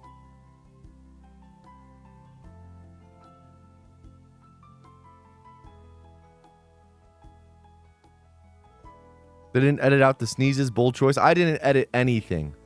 I didn't edit any of this. That I haven't really gone over. We briefly touched on it when we shot Sturges earlier. You can shoot people who are your allies without making them aggroed up to about 4 times. And if they're talking when you shoot them, it will skip the line of dialogue they're currently on. So right now we're allied with the Railroad, and Des has 2 lines to say once we finish sleeping. She'll say this one, and then another one, like fortunately we have the right man for the job, and then Tom has a line, and then Des has a line, and then Tom has a line. So we're going to skip all of those lines by just shooting them. So we're going to shoot Des. Once she starts her next line, shoot her again. Once Tom starts talking, shoot him. Once Des starts talking again, shoot her. Once Tom starts talking again, shoot him. So it's like... And then as soon as we shoot the last time, walk over here, grab the alarm clock, and... Yeah, it's Des, Tom. all of those lines by just shooting them. So we're going to shoot Des. Once she starts her next line, shoot her again. Once Tom starts talking, shoot him. Once Des starts talking again, shoot her. Once Tom starts talking again, shoot him. So it's like... And then as soon as we shoot the last time, walk over here, grab the alarm clock. And now we're going to do... we're going to set up a glitch here called a dialogue slide. And this is the only time it's used in the run. It's not necessary at all. It does save about 3 to 5 seconds, I'd say. I ballpark it at. Maybe a little less now that we run so fast. But when you go to talk to Dez, press E on her, and she'll start saying you hit the jackpot. And as soon as she starts saying that line, and you still have control of your character, aim your gun at her. And if you do it right, then you should like kind of lean to a side. Like you'll kind of like your gun will kind of like shift to the side, like you're aiming around her, like you're aiming around a corner, and keep holding down the aim button and mashing 4 until your person stops aiming on their own. So it looks like this. All right, I didn't get it. Let me load my quick save and try that again. All right, let me reload the let me reload this save. And I'll do it in full speed because I really want to show you this because this is a good time save.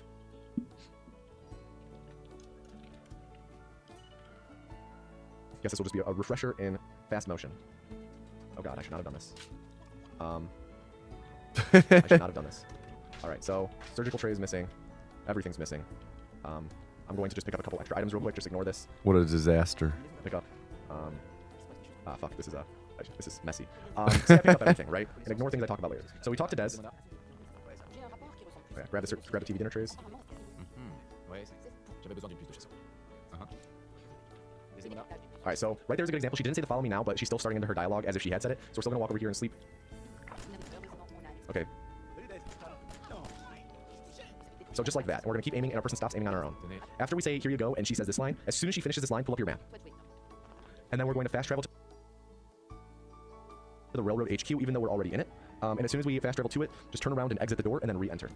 So what the dialogue slide did was it locked the, it's similar to a punch warp where it stored our coordinates of where we were standing, but instead of being stored to VATS, it's stored to aiming down our sights in the gun. And it's similar to something that you'll hear a lot of people talk about called a cover slide, but those aren't used in the route at all anymore. Super similar in concept, except this one is when you aim down sights. So when you aim down the sights, you get slingshotted forward, kind of back to where we were standing. And when you do this, We're at 10:30. All right, so aiming, and our person stops aiming on our own. After we say "here you go," and she says this line, as soon as she finishes this line, pull up your map. And then we're going to fast travel to the railroad HQ, even though we're already in it. And when you do this, say that didn't work, then you just run forward. You need Tom to be saying the line "solve for N." It's his last line of dialogue in the sequence. If he's not saying it, then you can shoot him a couple times to skip lines, but you need him to be saying "solve for N." If you've done everything correctly, he should be saying it. But when you see "solve for N" in the subtitles, we're going to fast travel back to the Rocky Cave, which is where Virgil lives. Here, we're just going to enter the cave. You could alternatively, you could have quick saved and load warp, but it's the same time. It takes the same amount of time to do so.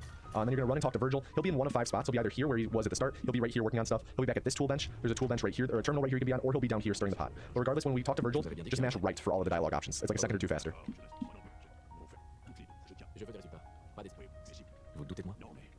And again, the line right before this one was one that said serum. As soon as you see the word serum, you can leave. Because I didn't pick up this stuff correctly in the last area, I'm gonna grab it here, even though they're gonna aggro to me. And again, the line right before this one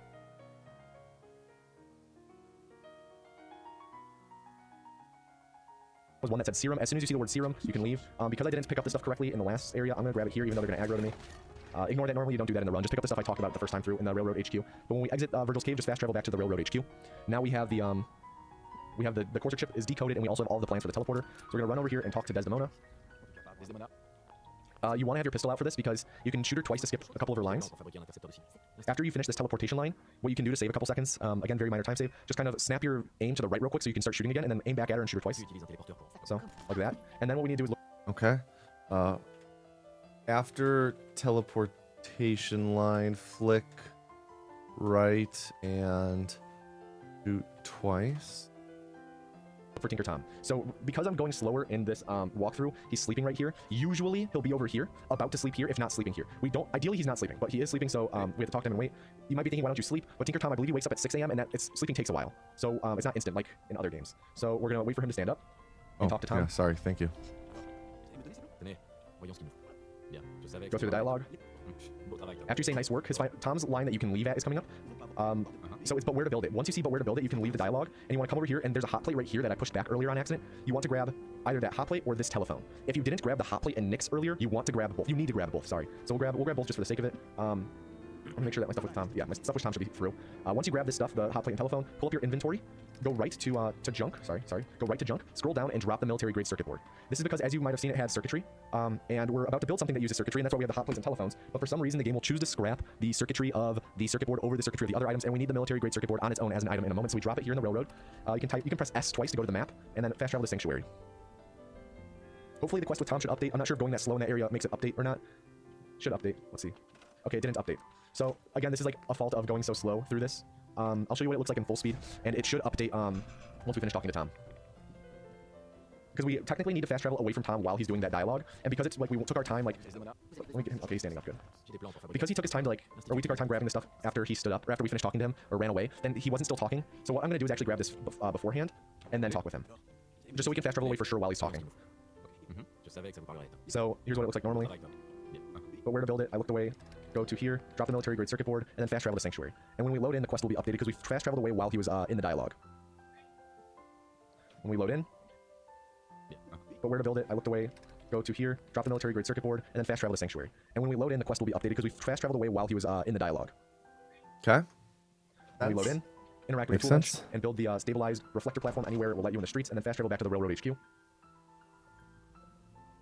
Here we're going to look for Tom. If you're on good pace, he'll be sleeping in this bed again, except on the left side. And if Tom is sleeping on the left side of this bed, when you talk to him, he'll jump up immediately and talk. So there's no time loss if he's sleeping there. If he's sleeping anywhere else, it'll be time loss. But regardless, normally what you'll do is run down here, talk to him, then turn and grab your military grade circuit board, which will usually be over here, and then fast travel. But I'm going to just pick this up now, and then talk with Tom.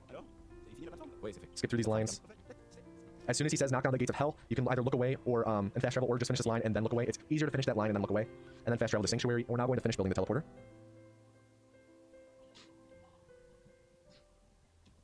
So build the relay dish, the beam emitter, the console, go over to power, build one small generator, 5 mediums. So right now I only have 4 mediums, and as you can see, I ran out of rubber. So there's actually three different things that you can run out of inventory here.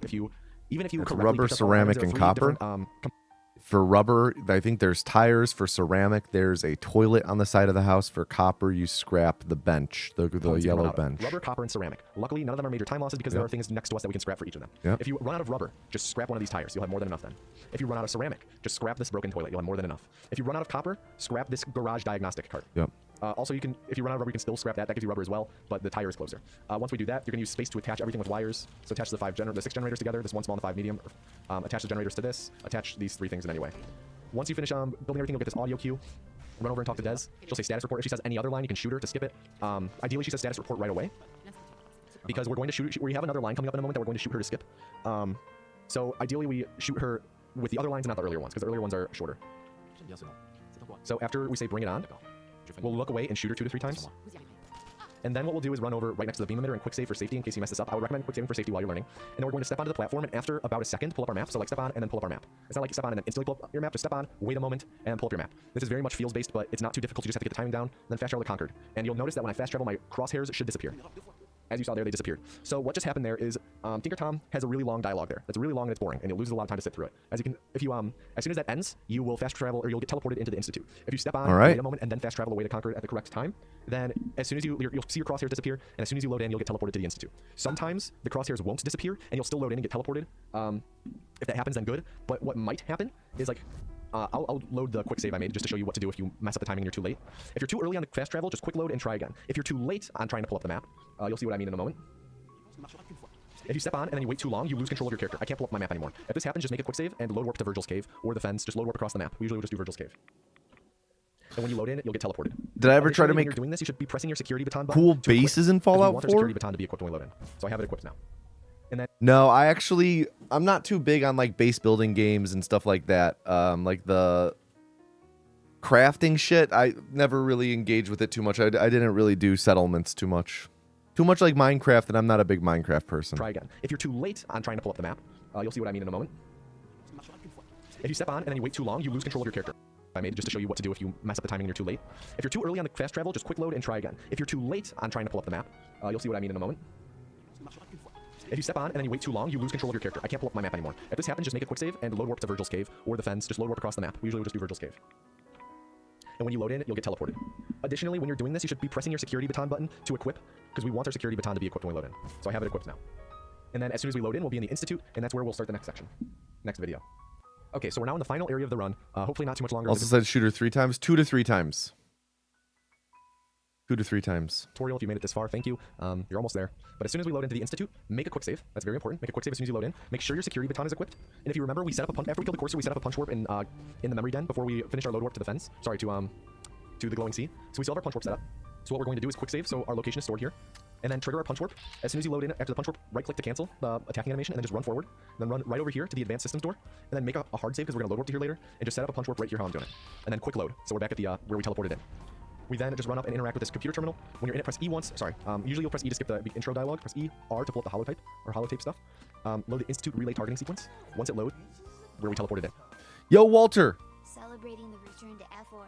Walter White, thank you for the 7-month resub. Thank you, man. I appreciate that. Thank you, thank you. It's weird being back, to be honest. We then just run up and interact with this computer terminal. When you're in it, press E once. Sorry. Usually you'll press E to skip the intro dialogue. Press E, R to pull up the holotype or holotape stuff. Load the Institute relay targeting sequence. Once it loads, select this, the initiate.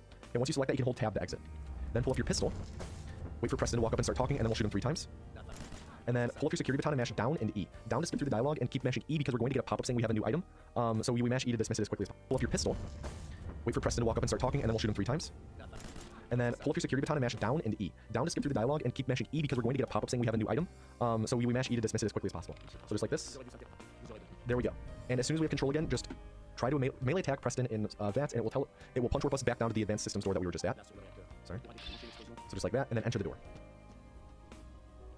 In here, I'm going to make a melee attack Preston in that, and it will punch warp us back down to the advanced systems door that we were just at. Sorry. So just like that, and then enter the door. In here, I'm going to make a quick save here so I can load it later in case something goes wrong in the explanation. So we load in right here. You're just going to run up to here and wedge yourself in this corner. Not this one, not on the glass, but right here. Look straight up and set up a punch warp. Pick up your frag mine. You should have 2 frag mines right now. Run and enter the Institute reactor. And then you're immediately going to, I'm going to make a save here just for the sake of explaining. It's maybe having to explain it a couple times. I don't know how explain this will go. You're going to immediately look down, throw your frag mine and trigger your punch warp, and then start holding S and D as you trigger it. So, and then you want to look straight down. Your goal, it might be hard to see, but there is a rafter. There's like a series of rafters, kind of in a checkerboard pattern.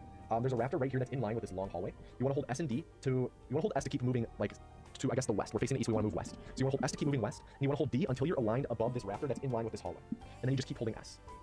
And that should, I was a little too far to the right, but that should upwarp you onto this catwalk. If you don't upwarp to the catwalk like I just did, then you just run up those stairs onto it and open the reactor housing and place the fusion pulse charge and make a quick save. And then we're going to load warp out. But I'm going to show you what it looks like in full speed when doing it properly. So we set this up right here.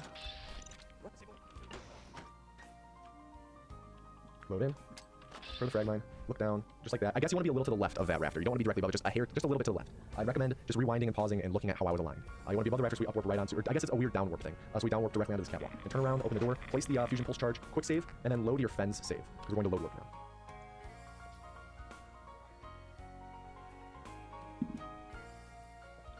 So load warp. Now something might happen here once we finish this load warp, we should be able to fast travel like normal, but there's a small chance that you leveled up as Preston entered the Institute, and if that happened, 1, that means that something went wrong in the route and you didn't do it exactly as it's routed, but 2, that means that you'll have something called a Miku lock. And what that means is you're not gonna be able to fast travel. When you go to fast travel, it'll say you cannot fast travel from this location, and that means the game correctly did stuff with the Institute. Like it's a weird thing, but pretty much it's called a Miku lock, and what you can do to get rid of it is make a quick save, and then pretty much do what we did to enter when we were entering the memories, just interact with one of the benches and quick load, and it should get rid of the layers. But it's something that will only happen really when you're unfamiliar with the route. If it happens to you, I would recommend just like, I don't know, like you can use console commands and finish the run and then just do another one, because the more you run, the less you'll get it. Miku locking became a thing after I'd been doing the run for a good while, right? And because I was super familiar with the run when it became a thing, when it started. Am I still working as a chemical engineer? No, I'm not. I left that job just under 4 years ago to do YouTube full time. I've only ever gotten it like 2 or 3 times. It's super rare to get it if you're familiar with the route. So just keep that in mind and don't let it discourage you. Just gotta keep doing runs and keep improving and you'll stop getting it. But once you load warp, we're gonna fast travel to the railroad HQ.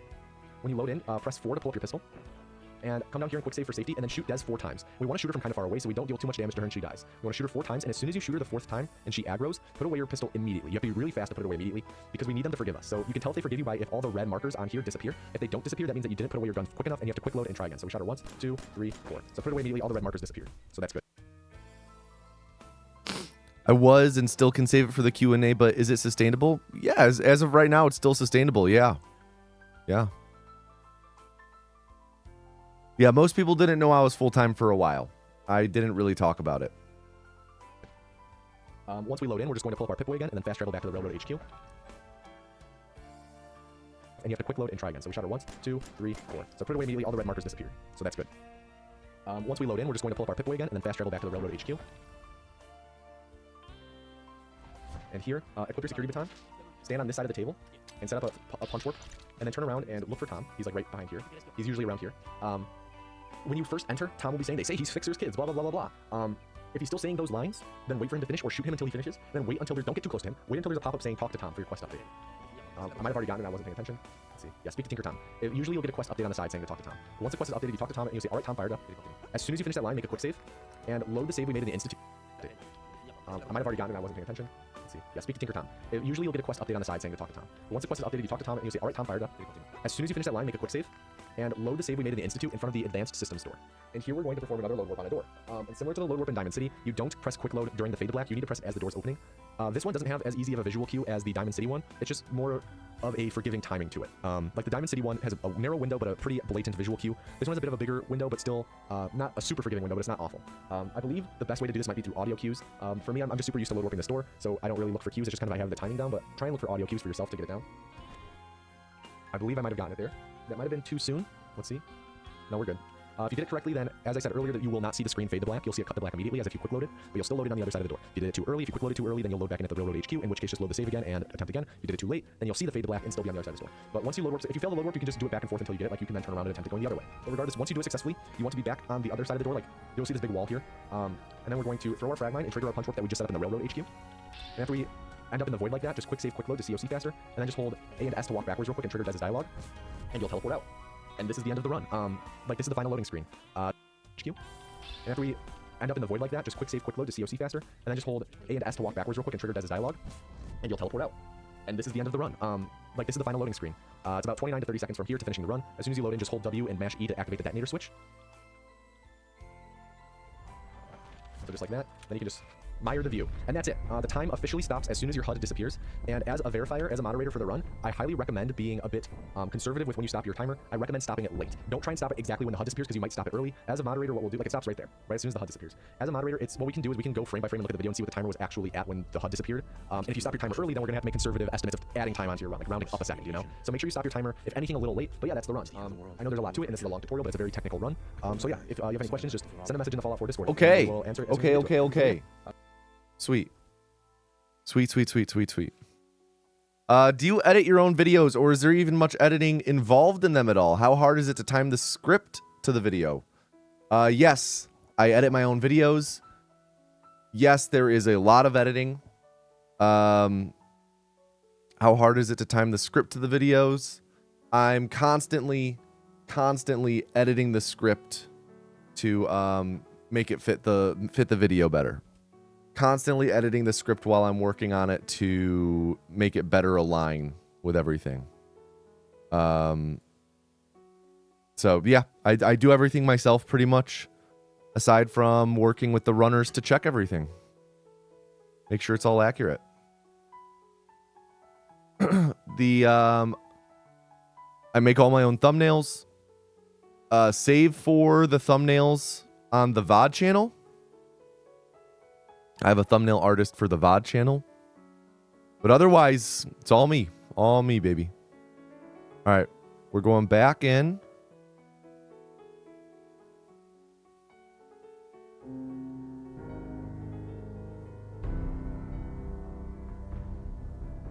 And I'm just scrolling my notes. Okay.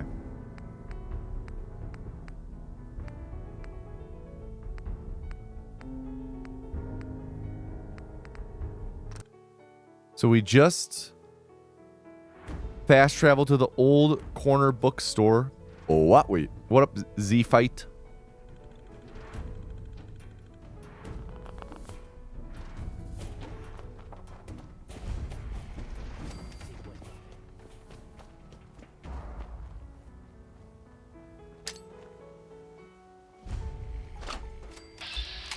We do not have enough frag mines for this, really.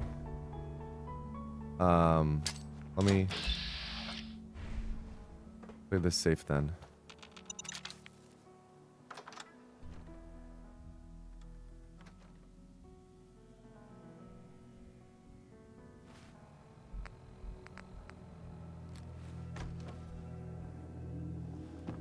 Oh shit, my bad. I didn't realize we weren't on the right camera. My bad.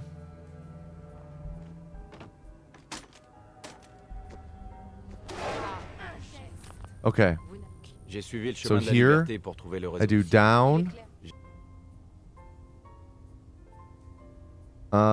Left after know about them. Ça doit pas être quelqu'un d'ordinaire s'il a réussi à arriver. Arrêtez. Vous allez me faire rougir. Eh, qu'est-ce que tu veux? On a... Je le Ok. vois. Je veux vous aider à sauver les synthétiques. Il y a une... J'ai suivi la seule piste que j'avais. J'espère. Bien. Si on doit travailler avec vous, je dois m'assurer. Ouais. Je sais tout ce qu'il y a à savoir. Bien, l'Institut. Continuez. Donc on essaie de libérer les... Ma- J'ai une... C'est ça. Non. Il n'y a... Il... L'Institut. Deacon, On a ce qu'on voulait. On va se séparer. on fait une bonne équipe. La meilleure. Et le petit nouveau a pensé mes plaies. Il m'a acheté. C'est pas... Okay, so now, down, down, left, right, and now I do left and then down. Est-ce que... On a. Moi, C'est un plaisir de vous rejoindre. visiblement... Then I'll enter the HQ, Appelez-moi. fast travel to Lexington, fast travel there, and then to the DC market. L'emplacement de la...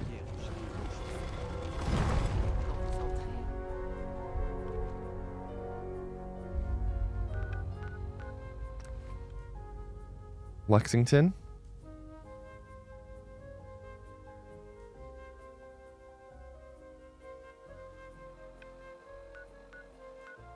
HQ.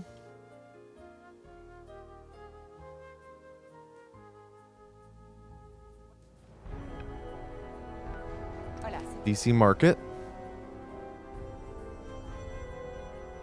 Run to Nick's, pick up the frag mine if there. We need at least 5 frag mines heading into the memory den. We should have 6 here. Oops, that's not right. Je te jure que je suis pas un synthétique. Ne tire Excuse me? pas. On est de la même famille, merde.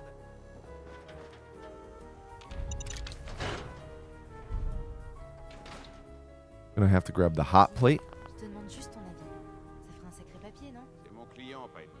Je peux pas t'empêcher de foirer ton nez dans les affaires des autres. We were detected, so we couldn't do On it. parle du loup. Vous revoilà. Means I have to take the one in.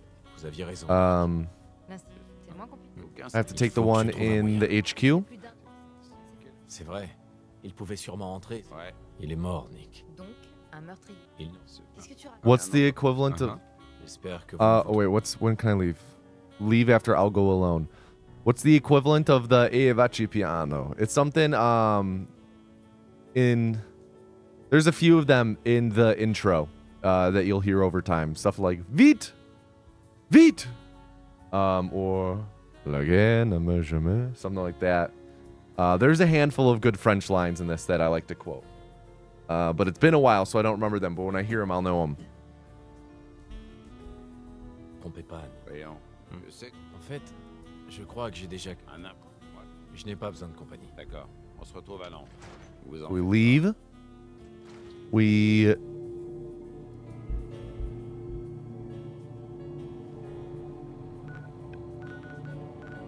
fast travel to Good Neighbor. Gonna go and talk to Amari.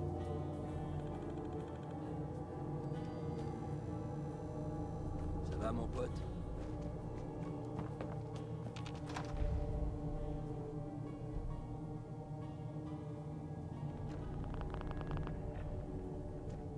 Tiens, tiens, monsieur. Docteur Amari. Oui. Attendez, je vous connais. Vous appartenez au... On a besoin de votre aide, docteur. Je sais qu'on demande la... Vous êtes... Je vous en supplie. Nick m'a. Je sais. Voilà ce que j'ai pu récupérer. Qu'est-ce que c'est que ça? Continuez, docteur. Monsieur Valentine. Mais... Faites pas de... Merci beaucoup, Nick. Vous me remerciez. Mercy Breaker, Nick. Monsieur Valentine. Je commence à jacasser comme un vieux mercenaire en bout de course. Vous me débranchez, d'accord? Voyons voir.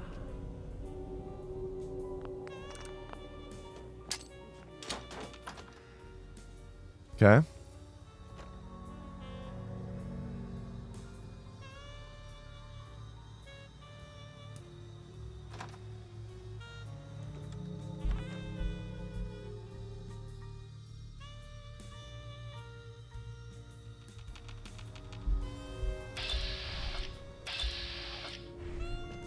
Amari.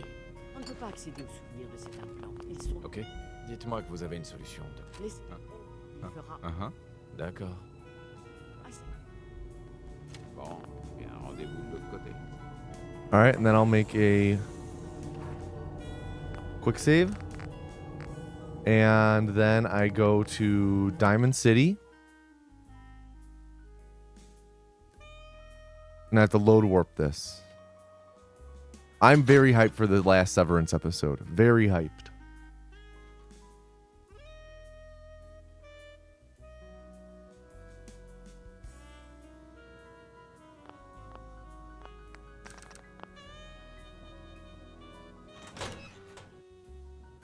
Hope that was right.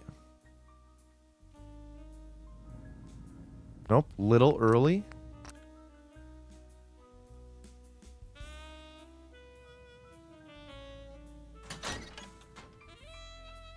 Little late. Still waiting for my season 2 episode 9 recap. I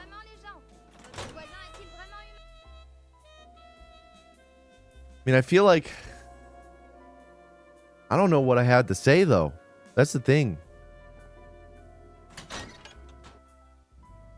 Maybe let's see. Nope, that was it. So we're gonna load outside. If we we have the compass. We go and we set up this punch warp. Shit, we didn't get it in time.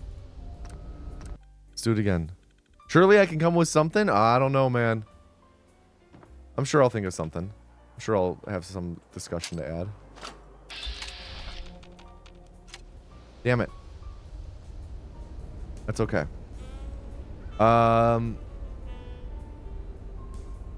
Wait. Hold on. So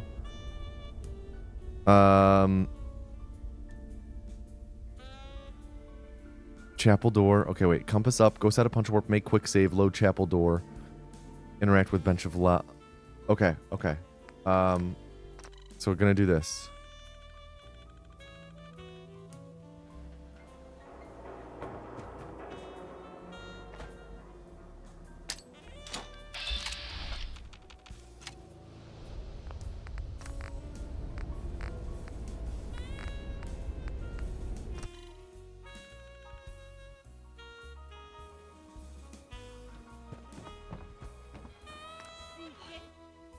Okay, we should have control in the memory den now. We should have control in the memory den.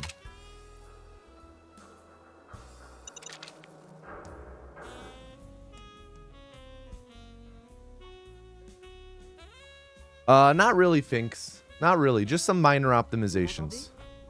Ah, parfait. La simulation semble fonctionner, bien que la plupart des souvenirs soient incomplets. Je vais essayer de vous connecter aux souvenirs intacts en espérant que l'un d'entre eux puisse nous indiquer où trouver l'institut.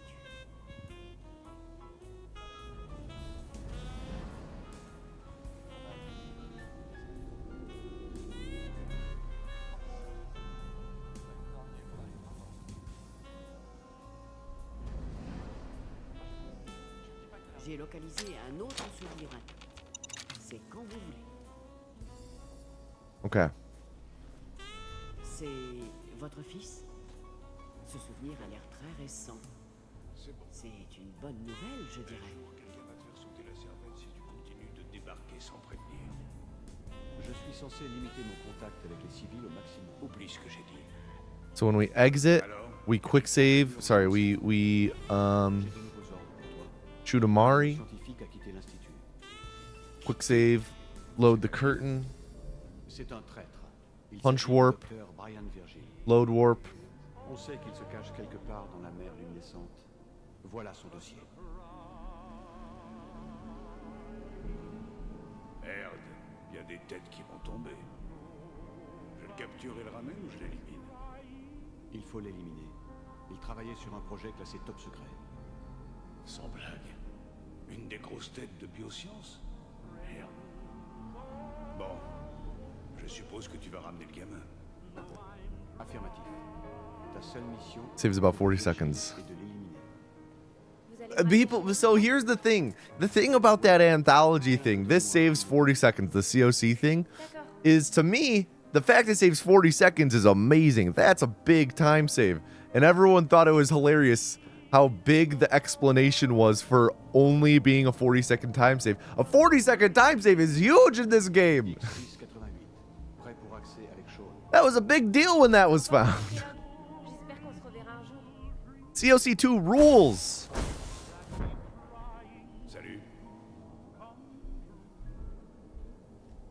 se téléporte. Je comprends mieux. Personne n'a jamais trouvé l'entrée de l'Institut parce qu'il n'y a pas d'entrée. Je vais vous faire sortir de là. C'est quand vous voulez.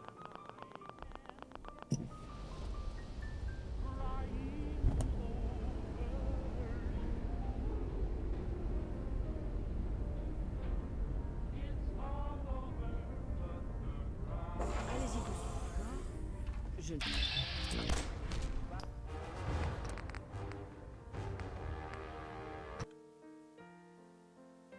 Okay. Continuez à me parler, monsieur.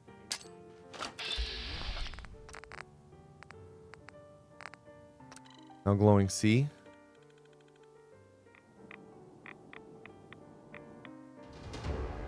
Now we're in here. We're gonna talk to Virgil when he says the serum line. We leave and fast travel to Green Tech. Restez où vous êtes. Pas de gestes brusques. Je sais que vous venez de l'Institut. Calmez-vous. Quel homme? Je ne mens pas. Me too, Chugachar. Quel je sais. Et alors? Je sais que vous en faisiez partie. Et que... Non, ok. qu'est-ce que vous... Du calme. Vous calmez tout. Qu'est-ce... J'essaye de retrouver mon fils. Oh, je Bien. ne savais pas. C'est... Si, je... Vous m'aidez et je vous rendrai la part. Très bien. Si. Avant tout, est-ce que vous savez comment les... Ouais. Ils utilisent une... Tiens, on a réussi. Ça en... Ouais. Bon paquet. Yeah. Ouais. Bon paquet. That's a big one. D'accord. Je suis... Il est pas... D'accord. C'est parti. Bien. Le relais... Je... Okay. Now we fast travel to Green Tech. Oui, bon paquet.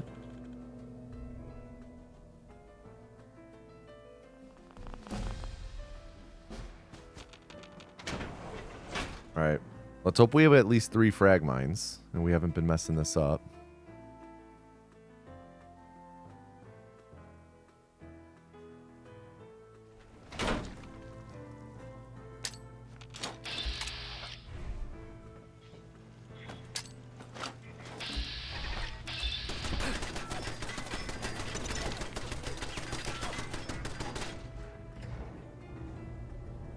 Alright.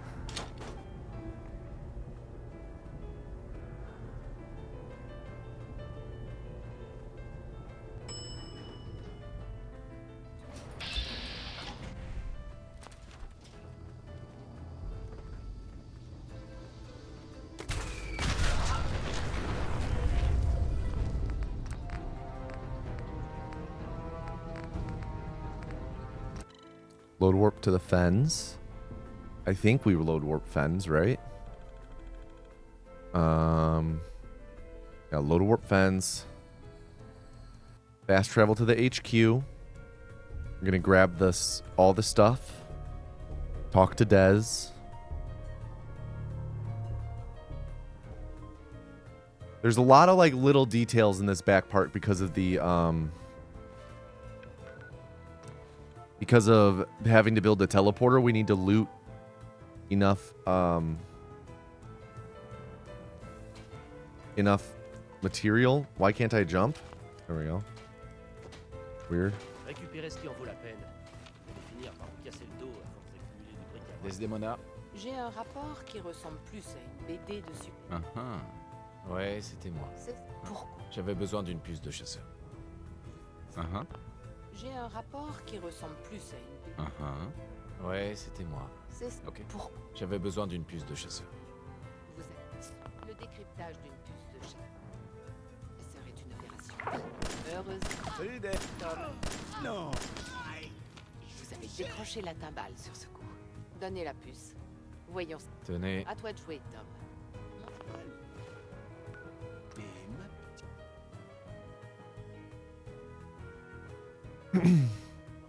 I'm not sure if the dialogue slide successfully set up there. Might have, might not have. So then we re-enter, we slide forward, wait for solve for N. Yep. There we go. And now we fast travel back to here.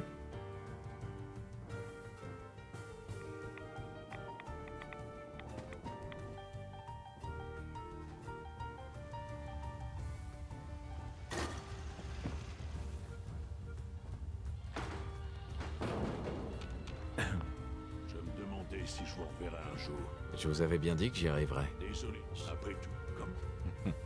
C'est pas vos oignons. D'accord, moi non plus. Et voilà les... Pour faire... Vous savez, toutes les... Je veux des résultats. Pas des... Oui, bon, mais... La ferme. Vous doutez de... Non.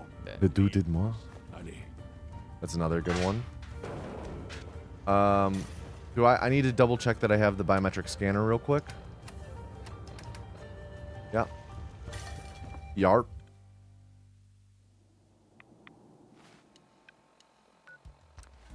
Now we go back.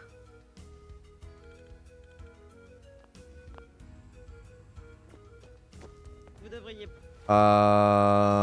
Is it Dez I talk to? prendre Yeah. une bonne dose de Radaway avant. Desdemona, Vous avez besoin de quelque chose? j'ai des plans pour fabriquer un intercepteur de signaux. L'Institut utilise un téléporteur pour en... Ça fait... Pardon. Alors, vous allez me donner ces plans? Tenez, voyons ce qu'il nous faut. Je savais que ça vous parlerait. Okay, and then shoot her twice, leave at where to build it. Beau travail, Tom. Heureusement. Vic, quand vous Hein? aurez aménagé le repère, on apporte... T'auras les matériaux. Okay. But where to build it. Sanctuary, and then we build.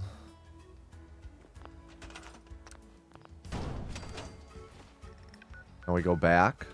We're going to go and talk to Tom. Pick back up this military grade circuit board.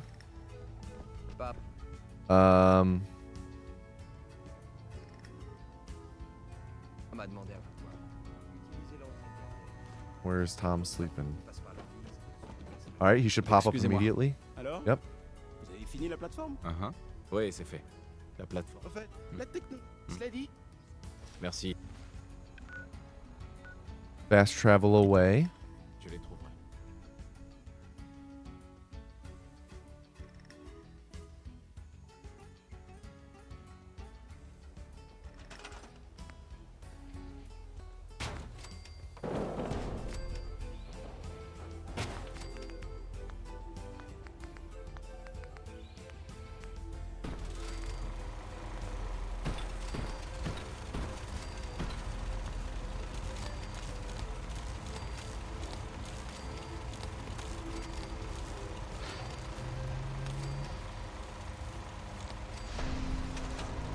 Dire que tous dans ces enfoirés téléportés leur gars à la surface. Ils peuvent tout faire.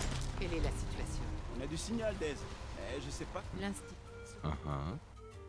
Skip until status report. After bring it on, flick away, shoot twice. I need to only shoot her once now.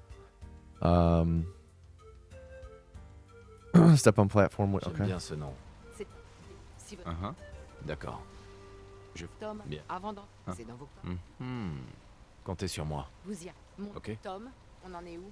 Je lance la séquence de détection. Cette fréquence ne marchera qu'une fois. Vous savez All right, qu'il it was faut pas too la- late, but we will just do the load warp anyway. We're just going to keep playing it safe. This will bring us into the Institute.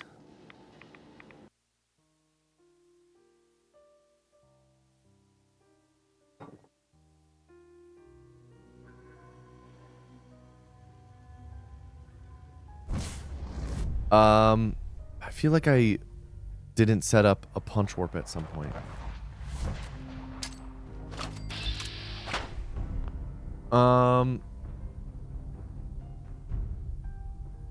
When was I supposed to set up the next punch warp? Not very treesy. It's largely the same. Where was I supposed to set up that punch warp at?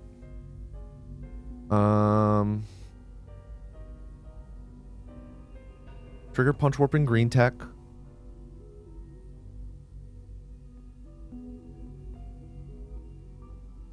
Oh, okay. I was supposed to, I see. Okay. It's no big deal. No big deal. Punch warps do carry through load warps. Yes. Punch warps persist through pretty much everything other than, I want to say, character death, quitting to the main menu.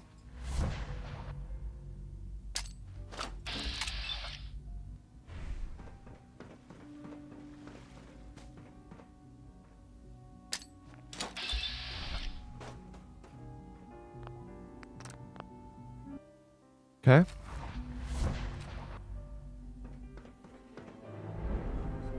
And now when we do this, when I talk to Preston,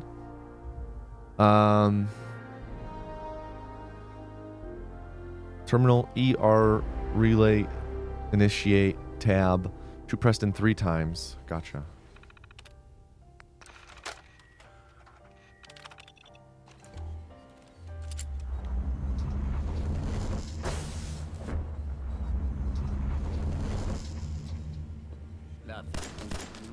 Alors c'est ça l'institut.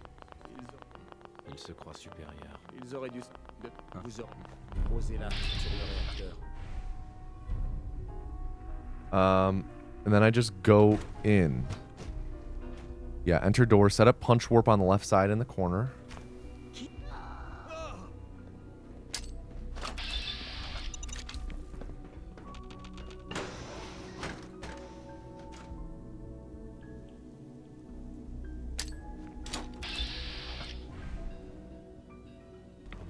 Okay, that was good. Now we load warp to the fence.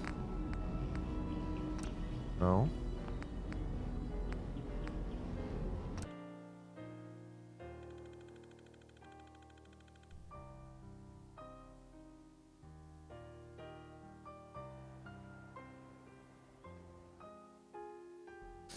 And then from here, we should be able to just fast travel to the HQ.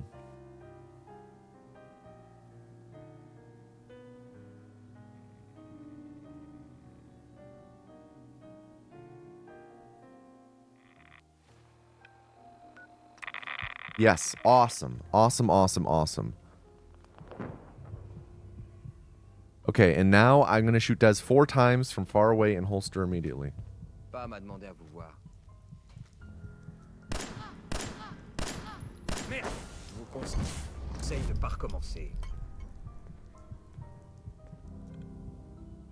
And now I should be able to fast travel back. I'll wait for Tom to finish his lines and wait for the Speak to Tinker Tom update. Ce serait avec plaisir, patronne, mais il y a ce gamin qui vient d'arriver. Femme veut vous parler. Elle est derrière. C'est bon, Tom. Téléportez-nous. And then as soon as... Ce n'est pas mon fils, Tom. Now I load... Not this one. Did I make the save? I think I made the save. Yeah, here we go. What up, ugly weeb? Now I load warp this door. Which I've... The timing on this one, we'll see. Not quite.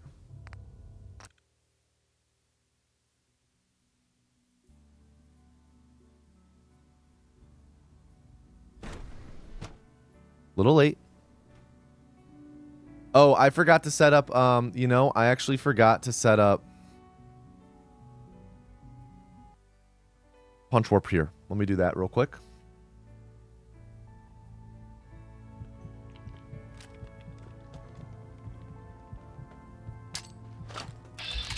Now I do this.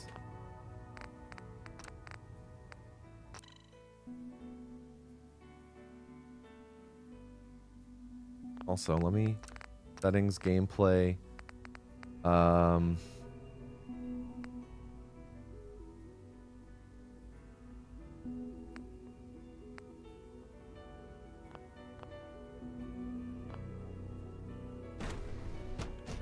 Late. Favorite faction in Fallout 4? I don't know, man. I feel like most of the factions were pretty weak.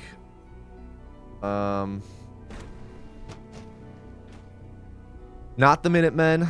They're very milquetoast. I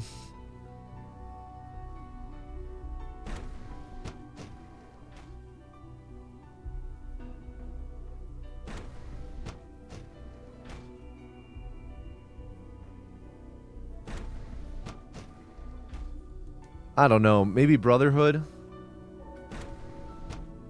Just because they're like... I feel like... The Institute is too tropey, too cliche. The Pridwin, yes. The Institute's really tropey.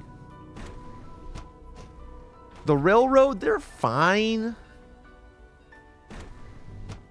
They're fine. God, I'm having a hard time with this load warp. I think the Brotherhood... You know, Brotherhood's probably my favorite just because they're the most complicated and, like, you know, kind of fucked up. All right, there we go. Children of Adam. That's not a faction. There are 4 factions. Whoa.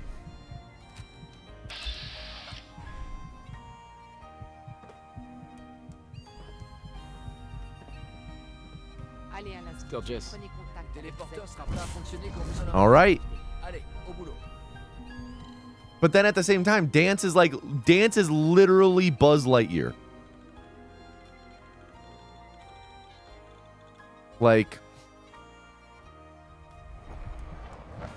even at this game's best, it's not like... Not blowing me away by any means. Why is the camera so far to this side? There we go. There we go. We beat the game. We've beaten Fallout 4 again. All right. All right. What a pie tin. Guys, we have beaten Fallout 4 for the first time in about 5 years. For the first time in about 5 years, we've beaten Fallout 4. I think, you know, I have all these notes.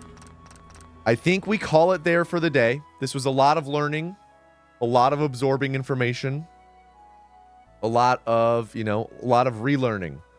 So I think we're going to leave it there today. And then next stream, we will get right into it with no intro runs. We will be practicing the run and refamiliarizing it, like, ourselves with it, and like memorizing all this shit with no intro runs. We're going to grind no intro runs for a bit, I think. No reset, no intro. That's what we're going to do. No reset, no intro. But I think we'll wrap up today. Next stream, usually I stream Thursdays, Mondays and Thursdays. Catch me live every Monday and Thursday, except this Thursday. I will not be streaming. I'm taking the day off to hang out with my dad. So instead, we will be live in 2 days on Wednesday.